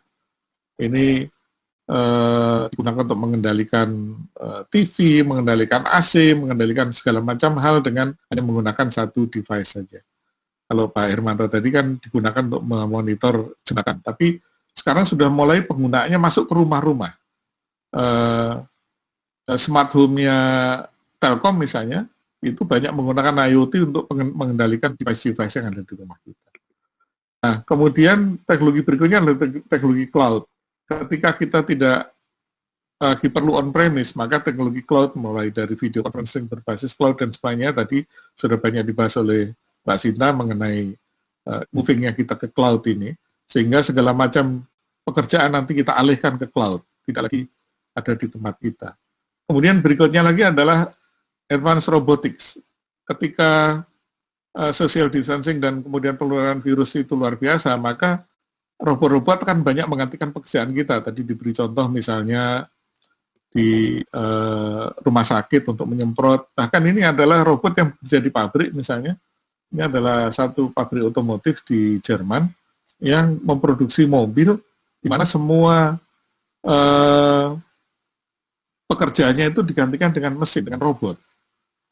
Foxconn salah satu dari 4 produsen laptop di dunia. Jadi kalau kita pakai laptop apapun itu, pabriknya itu, pabrik produksinya hanya ada 4 di Tiongkok sana. Salah satunya yang terbesar adalah Foxconn. Foxconn ini dalam waktu 3 tahun yang akan datang, itu berencana akan membuat 1 juta robot menggantikan tenaga-tenaga kerja yang sekarang memproduksi dengan menggunakan tenaga manusia. Dalam 3 tahun yang akan datang, mereka punya target memproduksi 1 juta robot untuk menggantikan tenaga kerja di pabrik-pabrik mereka. Nah, yang berikutnya lagi adalah kendaraan otonom. Tadi Pak Ilham juga menyinggung sedikit ya, bagaimana karena terjadi social distancing, kita tidak mau lagi ada orang atau kendaraan umum yang dikendalikan oleh manusia. Jadi Uber misalnya sudah mempunyai taksi-taksi yang beroperasi yang tidak menggunakan sopir lagi. Dan ini sudah banyak beroperasi di Eropa dan di Amerika ya. Kemudian juga truk-truk dan bis-bis di beberapa negara Eropa sudah dilakukan uji coba yang truk dan bis ini tidak lagi pakai sopir. Kita lihat di sini ada pengawasnya saja, tapi mobilnya bermanuver seperti menggunakan autopilot begitu ya. Sopirnya tidak lagi pegang kemudi, tapi kalau dia mau override dengan manual ya bisa. Jadi sopirnya tinggal mengawasi saja kalau ada masalah-masalah.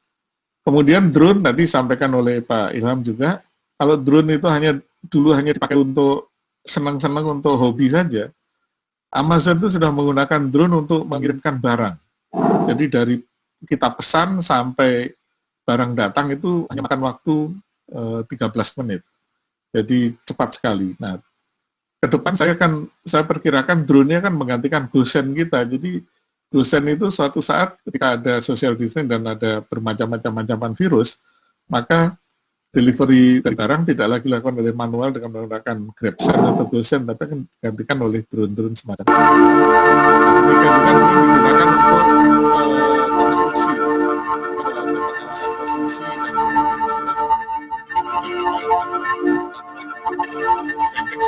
semua filmnya. Nah, itu kira-kira yang akan terjadi. Nah, kira-kira seperti industri apa yang akan survive? Kalau kita lihat, ini data dari, kalau nggak salah dari EY, saya lupa ini, kalau nggak salah sambil dari EY, bahwa inilah spektrum dari bagaimana industri yang siap dan bagaimana ancamannya. Kalau kita lihat di sini, industri yang paling siap itu adalah industri IT dan telekomunikasi, itu yang paling punya kesiapan tinggi, meskipun ancamannya juga paling tinggi di sana. Kemudian di bawahnya baru ada industri finansial, kemudian yang lain-lain itu adalah industri transportasi dan sebagainya. Itu transportasi misalnya disampaikan oleh Pak Ilham tadi, ancamannya besar tapi kesiapan mereka mungkin untuk mengatasi kehidupan pasca COVID ini mungkin masih kalah jauh dibandingkan dengan bidang-bidang IT dan telekomunikasi maupun bidang finansial. Nah itu kira-kira dari saya, Mbak Fitri, pendapat saya. Terima kasih. Terima kasih Pak Marsudi, cukup komprehensif ya tadi bagaimana teknologi-teknologi apa yang akan berkembang serta industri apa. Mungkin Pak Ilham bisa share pandangannya Pak? Ya, ini saya kira apa yang sudah disampaikan oleh Pak Profesor Marsudi itu sangat-sangat lengkap, jadi susah sekali untuk saya menambah sesuatu. Namun saya mungkin lebih mau menekankan kepada aspek SDM. Karena untuk menjalankan itu semua diperlukan SDM dalam jumlah dan juga kualitas dan bidang, fokus kepada bidang yang berbeda dengan yang kita terkenal di Indonesia dan di banyak bidang lainnya. Saya pernah lihat adanya analisa dari satu perusahaan dari Amerika yang memang fokus di bidang headhunting. Ini dia itu mencari talent yang namanya Korn and Ferry. Di tahun 2030 mereka membuat peta dunia negara mana yang ada oversupply daripada SDM yang sesuai dengan apa yang diperkirakan diperlukan pada saat itu, yang mungkin kita semuanya kenal sebagai ekonomi industri atau apapun kita sebut, tapi semuanya dengan 4,0 kan kurang lebih seperti itu. Karena yang saya lihat sesungguhnya COVID ini adalah seperti akselerator untuk menuju ke masa depan itu. Dan apa yang barusan dipresentasikan oleh Profesor Marsudi itu menekankan hal ini. Jadi yang mengagetkan di situ adalah bahwasannya di dunia ini cuma satu negara yang akan oversupply, yaitu India. Satu saja, India saja. Amerika, Cina pun akan kekurangan. Saya juga tadinya terheran-heran, kenapa Cina? Cina itu kan 1,4 juta orang, industri IT mereka sangat berkembang dengan baik dan sebagainya. Tapi yang Cina akan menghadapi itu mungkin agak berbeda dari segi demografi, karena mereka adalah masyarakat yang penuaannya itu sangat-sangat besar. karena dia masih merasakan dampak daripada one child policy. Jadi anak muda di Cina itu semakin lama semakin berkurang dan lebih cepat daripada diperkirakan. Jadi mereka sangat kekurangan satu ketika, generasi muda, dan itu akan punya dampak kepada hal-hal seperti bagaimana kita mencari satu industri atau bisnis model yang bisa berkembang dengan baik di era baru ini. Nah, kalau kita jadi faktor SDM ini sangat penting. Ini sudah diulang-ulangi lagi, jadi bukan satu hal yang baru buat kita semua. Namun dengan adanya COVID ini, apa yang sudah diketahui juga, Dikbud itu sudah cukup lama, mungkin sudah 10 tahun mempunyai satu direktorat yang fokus kepada distance learning, atau dia ada universitas terbuka yang memang terkait dengan distance learning ini. Nah, ini sekarang harus kita memang sudah mempraktikkan semuanya senegara, sebangsa, sejak 3 bulan. Jadi siapapun yang terlibat dalam dunia pendidikan, yaitu adalah bukan saja murid, siswa, mahasiswanya, tapi juga gurunya, juga materinya yang harus dipresentasikan, itu memang terpaksa saat ini memang melulu dengan cara online. Namun kedepannya kalau kita insya Allah sudah melalui fase kritikal ini, online itu tetap tidak akan bisa kembali kepada semula. Memang akan ada dan akan ada jauh lebih substansial dibandingkan dengan yang dulu. Ya, terbayangkan bahwasanya ke depan kalau kita bicara untuk mendapatkan informasi, jadi guru itu peranannya setelah akan lebih berubah menjadi bukan instruktor, tapi lebih ke fasilitator, mentor, atau juga life coach dan sebagainya, untuk memastikan bahwasanya siswanya itu secara individual akan mencapai dia punya learning goal masing-masing. Jadi itu memang berbeda-beda karena tantangannya berbeda-beda. Jadi gurunya di suatu ketika tidak akan lagi difokuskan untuk menyampaikan mata pelajaran, karena itu mahasiswa atau siswa bisa memperoleh sendiri melalui video at their own leisure, kapan dia mau, dimanapun mereka mau. Yang penting satu ketika mereka akan berhadapan dengan siswanya untuk memastikan bahwasannya learning goal individual mereka itu akan tercapai dengan baik. Tentu keperluan untuk bertemu secara kelompok di satu kelas itu tetap tidak akan hilang. Susah kita membayangkan kita mengerjakan misalnya proyek secara online. Jadi itu harus ketemu dalam satu ruangan, kita turun tangan, kita pretelin hal-hal tertentu, kemudian kita brainstorming secara kelompok, tapi persiapannya untuk itu, jadi teorinya, pengetahuan bagaimana menggunakan alat dan sebagainya, itu semuanya bisa kita lakukan secara online. Jadi online dengan on-site itu yang kita akan hadapi di masa mendatang di semua industri, termasuk industri pendidikan, ya, kalau kita anggap itu sebagai industri. Begitu juga di kesehatan, begitu juga di industri manufaktur. Ini satu hal yang perlu saya sampaikan, ini satu hal yang kita telah uraikan juga dalam konteks Mantiknas. Kita semuanya kenal software as a service, kan? Jadi kalau kita membeli software, misalnya kita membeli Microsoft Word, gitu ya, satu aplikasi yang sangat populer. Kita tidak perlu lagi, dan itu memang sudah sangat lazim, membeli satu CD-ROM atau CD. Mungkin di antara kita sudah ada beberapa orang yang nggak pernah menyentuh CD dalam hidup karena dia sudah semuanya download. Jadi dia bayar per use. Jadi software as a service, kita pay per use. Ke depan, dan ini mungkin lebih ekstrim lagi apa yang dibandingkan dengan apa yang disampaikan oleh Profesor Marsudi, manufacturing pun dapat terbayangkan sebagai manufacturing as a service. Dengan kata lain, jadi begini, kalau kita kembali ke beberapa puluh tahun yang lalu, di Amerika itu di MIT, Massachusetts Institute of Technology, ada satu grup terkemuka yang dikenal di mana-mana, namanya Fab Lab atau Fabrication Lab. Paradigma daripada Fab Lab itu adalah kita sebagai manusia, sebagai umat harus berupaya untuk membuat sebanyak mungkin sendiri. Jadi do it yourself as much as you can. Nah, Fab Lab ini telah berkembang dan di tahun 2015 mereka mendirikan satu gerakan dunia namanya Fab City. Jadi moto daripada Fab City itu adalah kita sebagai kota, itu kota-kota yang cukup terkemuka dan serius dia ikut di situ kayak Barcelona, London, Berlin. Dia sudah memproklamasi diri sebagai Fab City. Jadi di tahun 2054, jadi 40 tahun kemudian, masing-masing kota itu diharapkan bisa membuat sebanyak mungkin di dalam kota itu. Dan kalau saya katakan sebanyak mungkin, itu hal-hal yang saat ini belum bisa kita bayangkan. Apa itu misalnya? Ya, misalnya pertanian, makanan, itu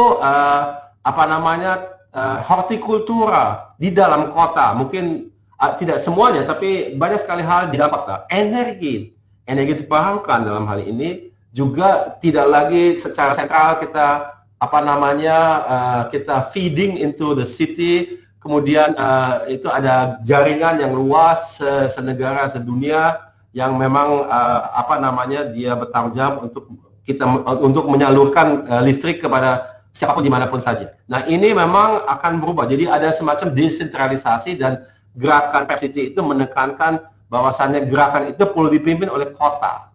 Jadi hal-hal yang saat ini belum terbayangkan, bahwasannya itu bisa dibuat secara lokal, itu bisa dibuat secara lokal. Namun ada satu hal yang perlu diperhatikan. Jadi Fab City itu punya paradigma yang kedua, yaitu adalah bukan saja do as much as you can yourself within the boundaries of the city, tapi juga masih ada globalisasi. Itu apa?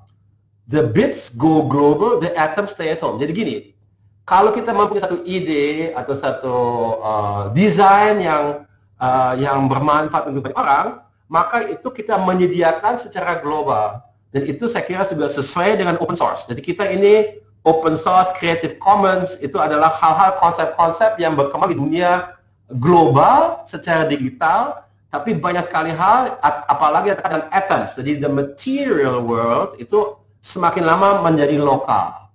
Jadi kalau kita membayangkan tadi Profesor Marsudi menunjukkan satu pabrik yang membuat mobil dengan banyak robot.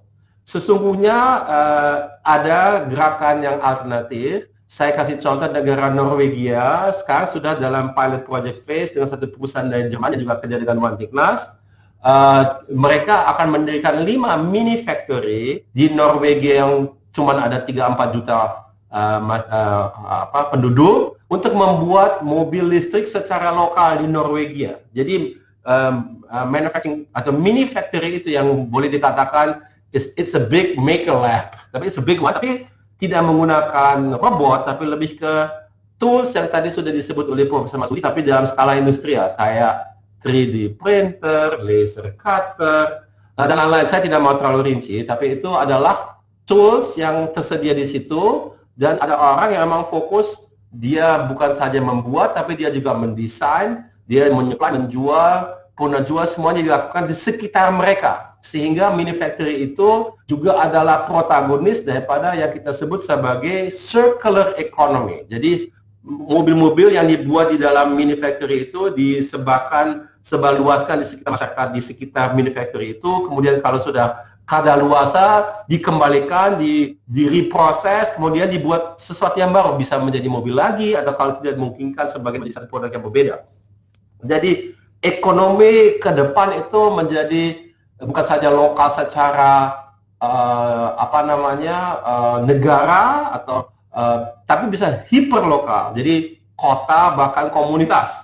Dan itu memerlukan. Nah, kembali kepada saya dulu, yang ucapan saya di awal. Adanya pendidikan yang berbeda. Jadi yang saya selalu katakan ini sekarang sebagai ketua TK, kita perlu adanya redefinisi daripada literacy.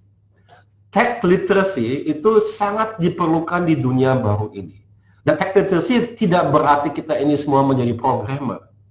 Jadi kalau orang katakan ini kita semuanya harus belajar coding, banyak orang yang kritik dulu, loh, saya kan bukan mau jadi programmer, biar aja orang lain yang program, saya menggunakan komputer.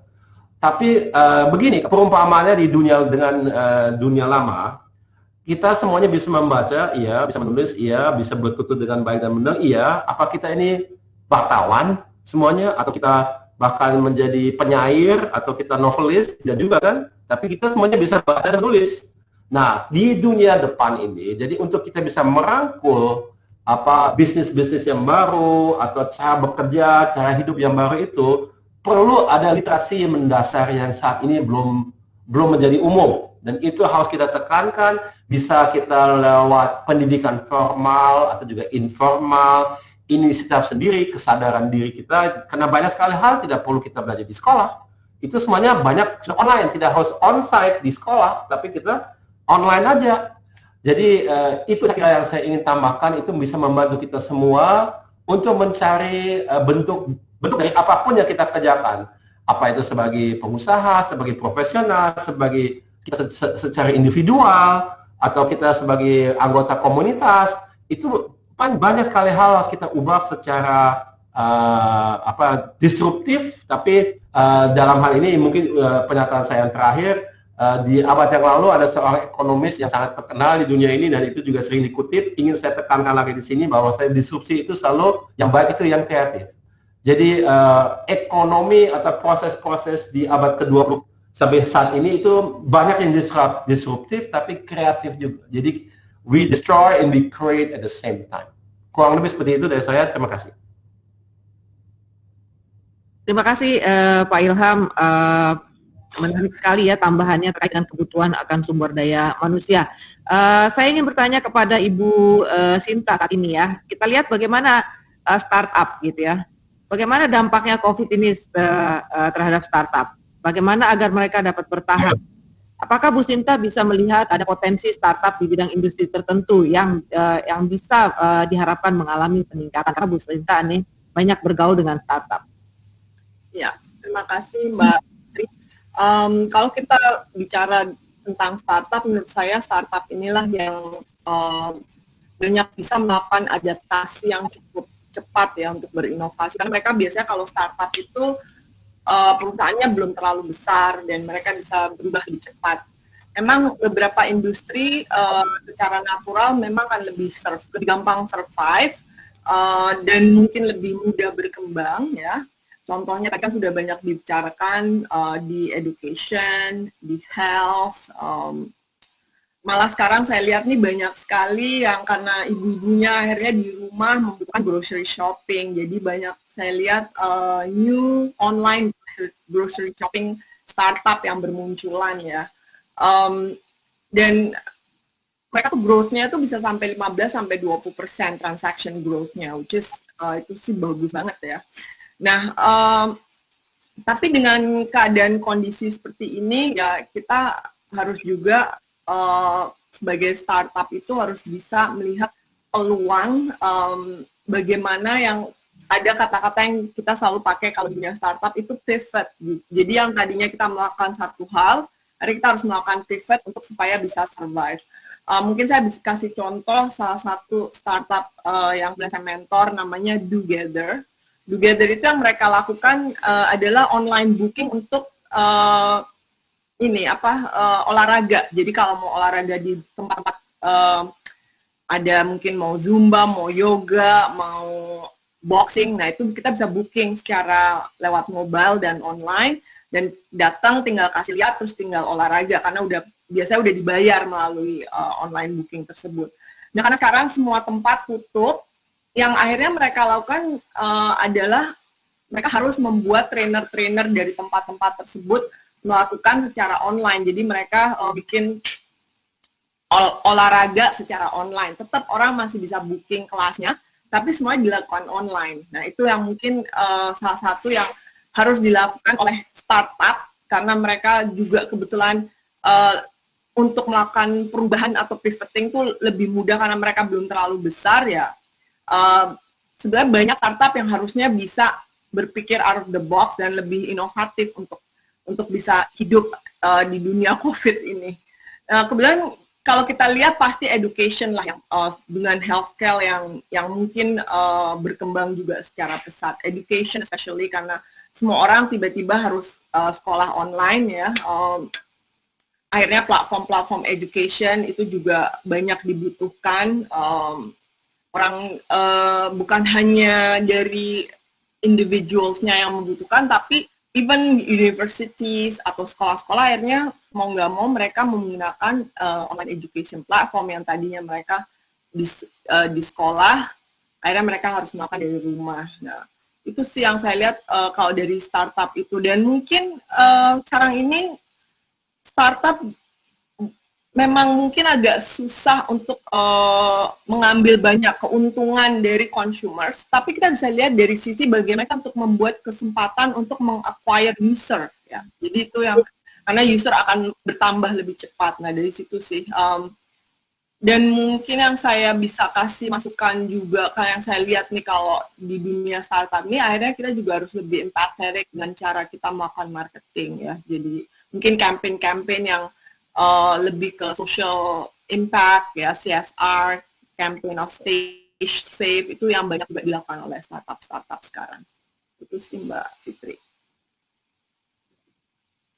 Oke, terima kasih Mbak Sinta. Ini saya pengen tanya jadinya terkait dengan startup menarik nih, karena Pak Ilham Habibie juga sebagai investor.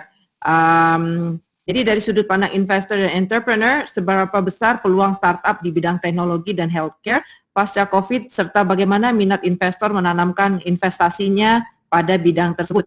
Mungkin saya pengen tahu pandangan dari Pak Ilham mengenai hal ini. Baik, saya kira saat ini animo untuk berinvestasi ke startup juga harus kita lihat dengan ada sedikit hati-hati juga, ya. Karena banyak startup, itu tergantung startup apa. Startup itu ada yang memang mampu untuk pivot, gitu ya. Jadi pivot itu yang tadi disebut oleh Mbak Sinta, dia berubah dengan cepat bisnis modelnya. Tapi ada juga yang memang sulit pivot. Jadi dia memang akan harus meneruskan apa yang dia sudah jalankan dengan modifikasi sedikit, tapi tidak banyak yang dia bisa lakukan. Jadi tergantung dengan bidangnya, ada yang bisa pivot, ada yang memang cocok sekali, ada yang ini, tapi tidak bisa dikatakan secara umum, ya marilah kita semakin banyak berinvestasi ke semua startup. Tidak. Ada banyak startup yang valuasinya itu turun secara drastis sekali. Banyak sekali ya juga diantaranya, kalau kita lihat ya, misalnya ya, sebagai contoh, perusahaan startup yang terkemuka, yang sudah unicorn, kayak apa yang online, kayak ojol itu, bukankah ada penderitaan mereka dari fakta bahwa saya transportasi sebagian besar dari mereka biasa jalankan itu tidak bisa lagi saat ini, itu berbulan-bulan tidak bisa booking, atau seperti sebelumnya kan pernah ada waktunya di mana kalau kita sebagai ojek atau Grab itu sepeda motornya tidak boleh membawa penumpang, hanya bisa mengantarkan barang. Jadi valuasi startup itu memang sebagian, saya tidak pula punya angka-angka dan statistiknya, itu sebagian itu menurun drastis dan terjadilah masalah dari segi pendanaan untuk startup itu sendiri, karena valuasi yang tadinya diharapkan oleh investor itu ternyata meleset, dan oleh karena itu ada masalah terkait dengan aliran kas, karena startup itu seringkali hidup bukan karena dia dari pendapatan dia sendiri, tapi banyak yang memang kalau kita lihat startup yang di masa sebelum COVID ini banyak yang melakukan yang kita kenal sebagai blitz scaling, jadi dia harus bertumbuh dengan cepat untuk bisa mendapatkan pasar-pasar yang berlebih, dan itu tentu tidak bisa dari pendapatan mereka sendiri, itu semuanya dari uang yang dia peroleh dari investor. Untungnya memang kebanyakan tidak dalam bentuk hutang, tapi dalam bentuk equity. Namun equity itu datang dengan satu prasyarat bahwasanya dia penilaiannya itu tinggi. Kalau dia penilaian menurun, nah ini masalah buat banyak investor. Dan ini saya kira kita selain daripada peluang yang ada yang tadi digambarkan dengan indah oleh Mbak Sinta, itu benar, memang ada startup yang bisa berkembang dengan baik, tapi ada juga banyak yang punya masalah besar. Jadi saya kira demikian dari saya, terima kasih. Terima kasih Pak Ilham. Ini mungkin pertanyaan terakhir mengingat waktu, mungkin bisa dijawab dengan singkat oleh Prof. Marsudi ya. Kita baru akan memasuki industri 4.0, namun tadi sebagaimana disampaikan oleh Pak Ilham bahwa COVID-19 memaksa kita untuk mempercepat segera masuk ke industri era 5.0, yaitu era artificial intelligence. 4.0. Ya, 4.0 tapi sekarang mempercepat sehingga kita dipaksa masuk ke 5.0 katanya Pak Ilham, yaitu era 4.0, industri 4.0, kalau masyarakat 5.0. Iya. Belum ada 5.0 saat ini. Ya. Nah, bagaimana nih perspektif Prof. Marsudi terhadap kesiapan Indonesia dalam hal ini, dan apa saja yang perlu dipersiapkan oleh pemerintah, industri, dan akademik? Bisa dijawab dengan singkat, Prof. Marsudi. Oke, terima kasih Mbak. Saya juga akan share lagi slide sebagai ilustrasi dari apa yang saya sampaikan. Kok hilang? Bentar. Jadi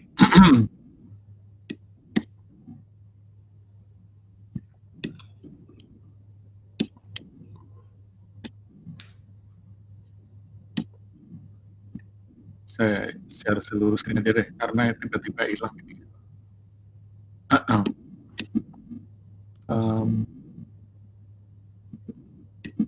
Sudah kelihatan nih Mbak, slide-nya muncul nggak? Halo? Halo?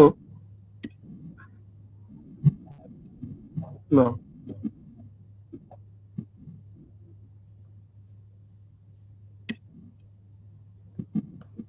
Ini udah keluar?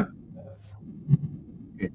Jadi kalau tadi Mbak Fitri menyebut Industri 5.0 itu memang ada beberapa tulisan mengatakan bahwa Industri 4.0 itu adalah 5.0 itu adalah menyatunya antara artificial intelligence dengan Internet of Things yang nanti menjadi artificial intelligence of things. Jadi AI itu nanti tidak terbatas pada peralatan digital, tapi semua mulai dari material, fabrik, dan segala macam nanti punya kecerdasan, kira-kira seperti itu.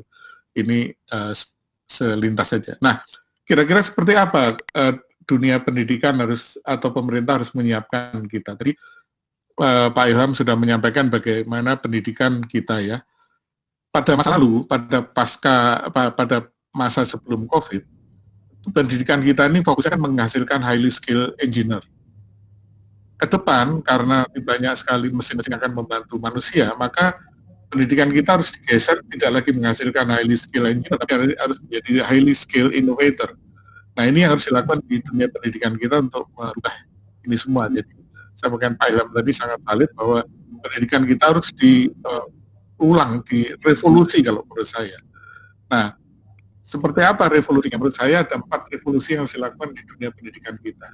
Yang pertama, revolusi struktural mengikuti bisnis model dan kurikulum. Kita tahu semua bahwa kampus itu atau perguruan tinggi itu ada sejak abad ke-11, diciptakan abad ke-11.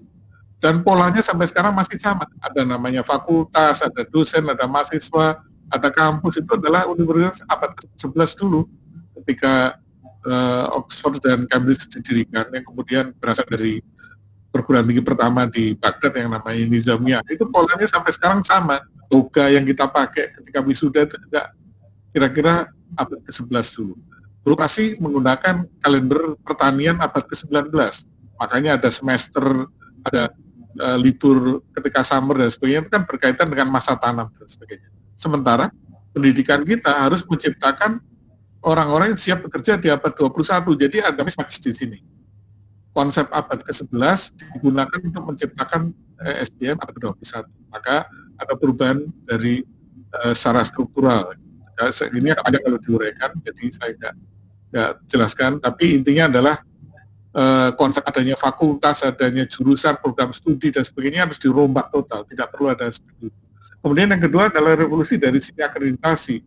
Sekarang ini akreditasi itu hanya sekedar kalau mendapatkan pengakuan dari pemerintah, misalnya di Indonesia ya, khususnya ya, akreditasinya A itu sudah berbangga. Padahal akreditasi A itu belum tentu menghasilkan lulusan yang kira-kira kompatibel dengan dunia ketika mereka lulus. Makanya Pak Menteri pernah mengatakan tiba saatnya ketika akreditasi tidak menjamin kualitas. Ini memang faktanya banyak ini di Indonesia perguruan tinggi yang seperti itu, yang akreditasinya ternyata tidak relevan dengan lulusannya. Kemudian yang ketiga adalah revolusi di dalam pembelajaran. Jadi pembelajaran ke depan itu yang mulai dari cara kita mengajar maupun mahasiswa belajar seperti yang kita ketahui sekarang, banyak sekali pembelajaran bisa dilakukan secara mandiri, kemudian pembelajaran secara digital dan sebagainya. Ini kalau kira-kira saya ringkas adalah revolusi di bisnis model ini, mulai dari transformasi dari leadership-nya, transformasi dari informasi operating model dan sebagainya. Kemudian akreditasi ini sudah saya sampaikan. Nah, di revolusi dalam mengajar juga begitu, bahwa pembelajaran kalau sekarang kan pada masa lalu kan kita pembelajaran di kelas ini seperti ada di gambar sebelah di buku saya yang saya terbitkan 2 tahun yang lalu yang sebelah kanannya. Masa lalu itu kan kita belajar di kelas, kemudian sekarang kita rame-rame mengenai present ini adalah e-learning, kita belajar e-learning, tapi ke depan itu adalah mobile learning, di mana pembelajaran bisa dilakukan di mana saja dan kapan saja, atau pembelajaran hybrid, bahkan mungkin pembelajaran smart, ketika seorang mahasiswa bisa memilih membentuk puzzle-nya sendiri. Sekarang kan kita yang terjadi di kita adalah seorang kalau masuk jurusan mesin misalnya, dia hanya dicetak untuk jadi ahli mesinnya, dia tidak bisa belajar yang lain-lain. Sehingga mahasiswa di kota-kota akan ada yang sekolahnya mesin, ada yang sekolahnya elektro, ada yang sekolahnya fisika, ada yang sekolahnya matematik. Ke depan mahasiswa itu bisa membentuk puzzle-nya sendiri. Jadi istilahnya meramu kurikulum mereka sendiri sesuai dengan tujuan mereka apa. Jadi mahasiswa tidak bisa dikotak-kotakan lagi dalam bentuk program-program studi atau jurusan-jurusan. Ini juga agak panjang kalau diceritakan. Nah, termasuk pembelajaran, sumber pembelajaran tidak lagi ada di kelas. Kalau zaman dulu kan pembelajaran itu pusatnya di kelas. Semua yang ada di kelas itulah yang kita gunakan untuk pembelajaran. Ke depan, pembelajaran itu bisa dari mana saja. Seluruh alam semestanya adalah pembelajaran. Ini sebenarnya dalam Islam sudah dikatakan bahwa seluruh alam semesta ini kan ayat-ayat Allah ya. Jadi seluruh alam semesta itu bisa belajar, termasuk sumber belajar itu ada di internet dan dimanapun juga. Nah, kemudian dari sisi bagaimana mahasiswa belajar, kalau zaman dulu kan kita menggunakan paradigma, menggunakan taksonomi Bloom. Taksonomi Bloom itu mahasiswa harus diajari mengingat dulu, baru mengerti, mengaplikasikan, menganalisa, mengevaluasi, baru menciptakan. Dan ini harus dibalik. Yang kita lakukan pertama, kalau menghasilkan highly skilled innovator, itu harus kita mulai dari menciptakan dulu. Dia menciptakan sesuatu, sebagai contoh misalnya ilustrasi, kalau ada anak kita lagi main di pinggir pantai itu ya, dia ketika dia membuat rumah-rumahan pasir, itu dia tidak melakukan proses seperti itu. Yang dia buat rumahnya dulu. Ketika rumahnya itu roboh, dia menganalisa, oh roboh itu karena ininya ketinggian, ininya kurang, dan sebagainya. Jadi, belajarnya itu menggunakan pembelajaran yang harus dibalik, tidak lagi seperti zaman dulu. Kalau zaman dulu kan kita mulai dari mengingat dulu, makanya dulu pelajaran pertama yang dipelajari anak-anak sekolah zaman saya adalah mencoba ngapalin ngapalin kali-kalian, ngapalin hitung-hitungan, dihafalkan. Tanpa perlu kita mengerti dulu, misalnya 4 kali 4, 16, itu harus dihafalkan dulu. Sekarang sudah mulai berubah ya. Nah, padahal kalau kita tahu bahwa yang namanya membaca, menulis, dan berhitung, itu adalah hal yang pertama mematikan kreativitas. Kenapa orang Indonesia itu, anak-anak pelajar Indonesia itu tidak kreatif? Karena pertama kali sudah begitu masuk sekolah sudah diajarkan membaca, menulis, berhitung, calistung kalau kita topnya ya. Beda dengan di negara-negara lain, saya pernah tinggal lama di Australia, anak saya sekolah di sana, kelas 1 itu belum ada pelajaran membaca, menulis, berhitung. Kenapa? Berhitung itu mematikan kreativitas. Kenapa mematikan kreativitas? Karena berhitung itu 4 kali 4 harus 8, tidak boleh ada solusi yang lain.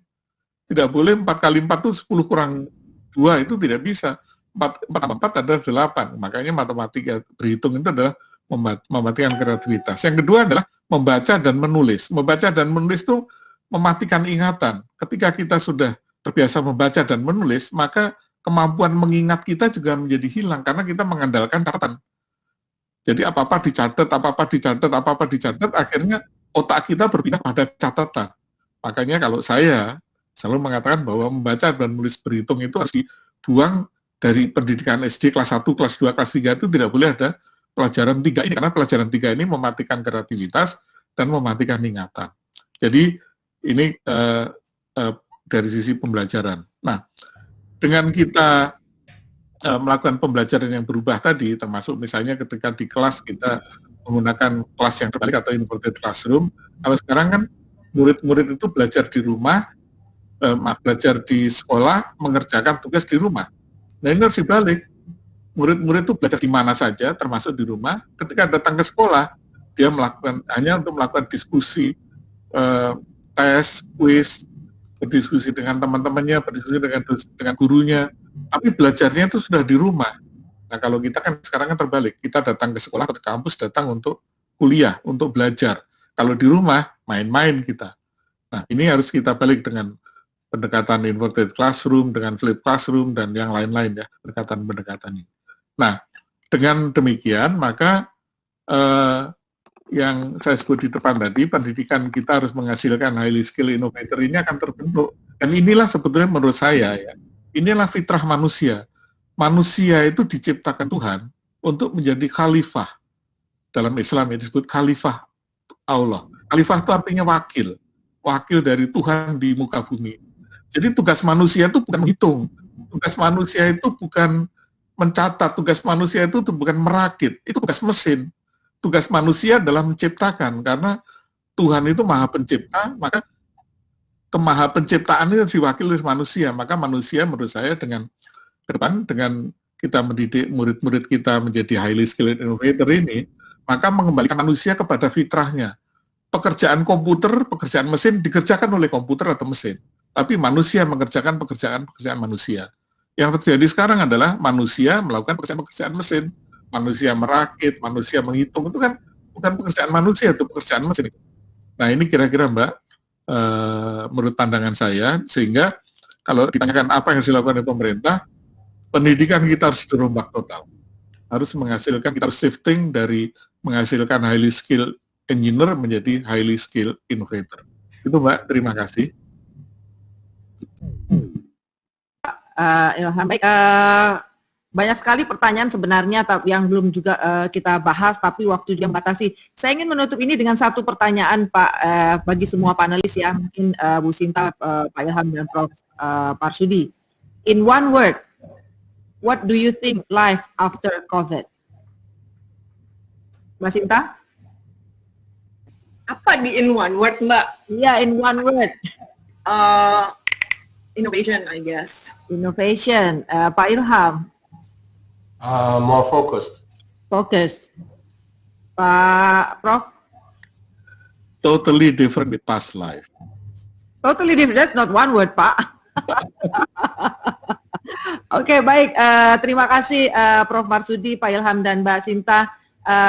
Saya summary-kan sebagai berikut bahwa after COVID ada beberapa hal yang harus disiapkan oleh perusahaan, baik juga startup, untuk bisa bertahan dalam hal ini ya. Tentunya yang pertama adalah perusahaan harus mampu beradaptasi.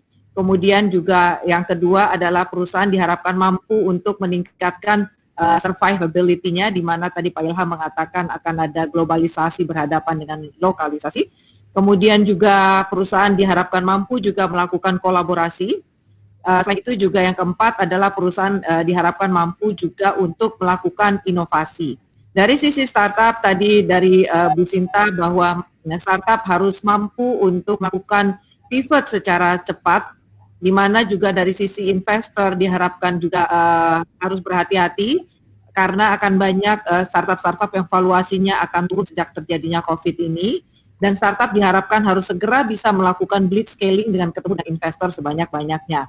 Nah, kalau kita lihat bahwa industri yang tadi akan survive after COVID, dari presentasi Prof. Marsudi ada 12 teknologi yang akan dibutuhkan untuk mendukung perusahaan survive, diantaranya adalah 5G, IoT, cloud, drones, dan lain sebagainya.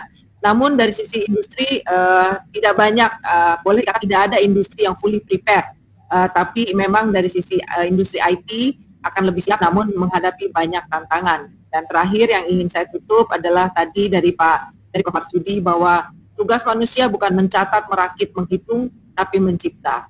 Karena manusia diciptakan Allah sebagai khalifah, yaitu sebagai wakil di muka bumi ini, wakil Allah di muka bumi ini sehingga diharapkan mampu untuk melakukan tugas penciptaan tadi, mencipta hal-hal yang mungkin inovatif untuk mengatasi COVID-19 ini. Saya kira itu summary yang bisa saya sampaikan. Selanjutnya, acara selanjutnya adalah penyerahan digital certificate oleh Pak Hermanto. Panitia sudah siap, Pak Hermanto? Baik, mungkin tampilkan. Ya.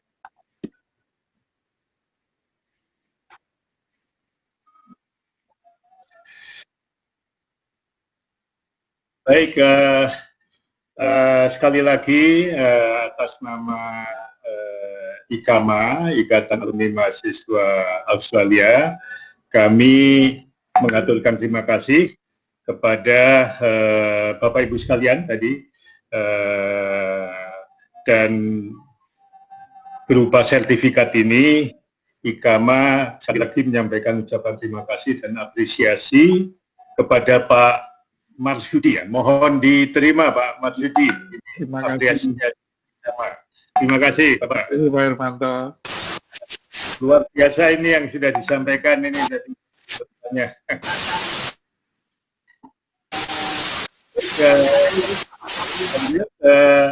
Pak Ilham, sekali lagi terima kasih sudah set aside the time untuk kita, IKAMA. IKAMA menyampaikan terima kasih dan apresiasi yang sebesar-besarnya kepada Bapak Ilham Habibie. Terima kasih Pak Ilham, mohon diterima. Terima kasih sekali Pak Hermanto. Terima kasih Bapak. Iya. Ya, lanjut Bu Sinta. Ibu, terima kasih atas nama IKAMA dan apresiasi yang sebesar-besarnya kepada Bu Sinta Jatuwardoyo. Terima kasih Ibu, mohon diterima. Bapak matur nuwun. Dan sebetulnya juga Bu Safitri ini ya. Bu Safitri ada ini. Ya, Bu Sri Safitri, terima kasih sebagai moderator sudah menggait sehingga efeknya acara kita ini atas nama IKAMA kami sampaikan terima kasih dan apresiasi yang sebesar-besarnya. Terima kasih, mohon diterima Ibu Safitri. Terima kasih Pak Hermanto. Baik Ibu sekalian, banyak hal yang kita lihat tadi, mulai apa yang biasanya kita lakukan mengingat jadi kita balik itu tadi mencipta tadi peran guru menjadi apa tadi fasilitator, mentor dan coach itu, dan perlu kita definisikan apa itu literasi yang baru tadi Ilham dan juga cuman yang lebih baik ya pesawat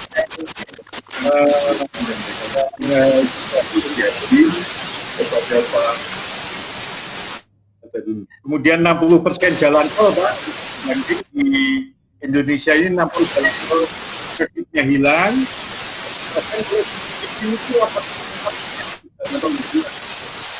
Lockdown betul. Dan terakhir tadi drone yang menjadi taksi ke depan. Sekali lagi untuk para segenap partisipan.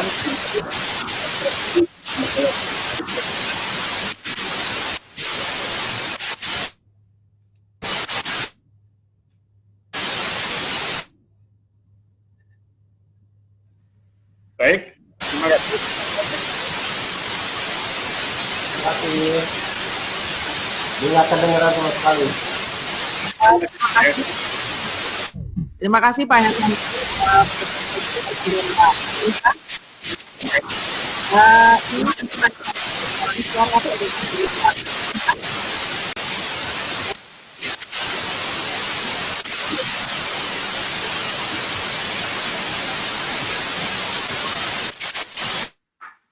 Terima kasih Pak Hermanto dan Pak Ilham Habibie. Saya ingatkan kepada para peserta dan juga donasi bagi para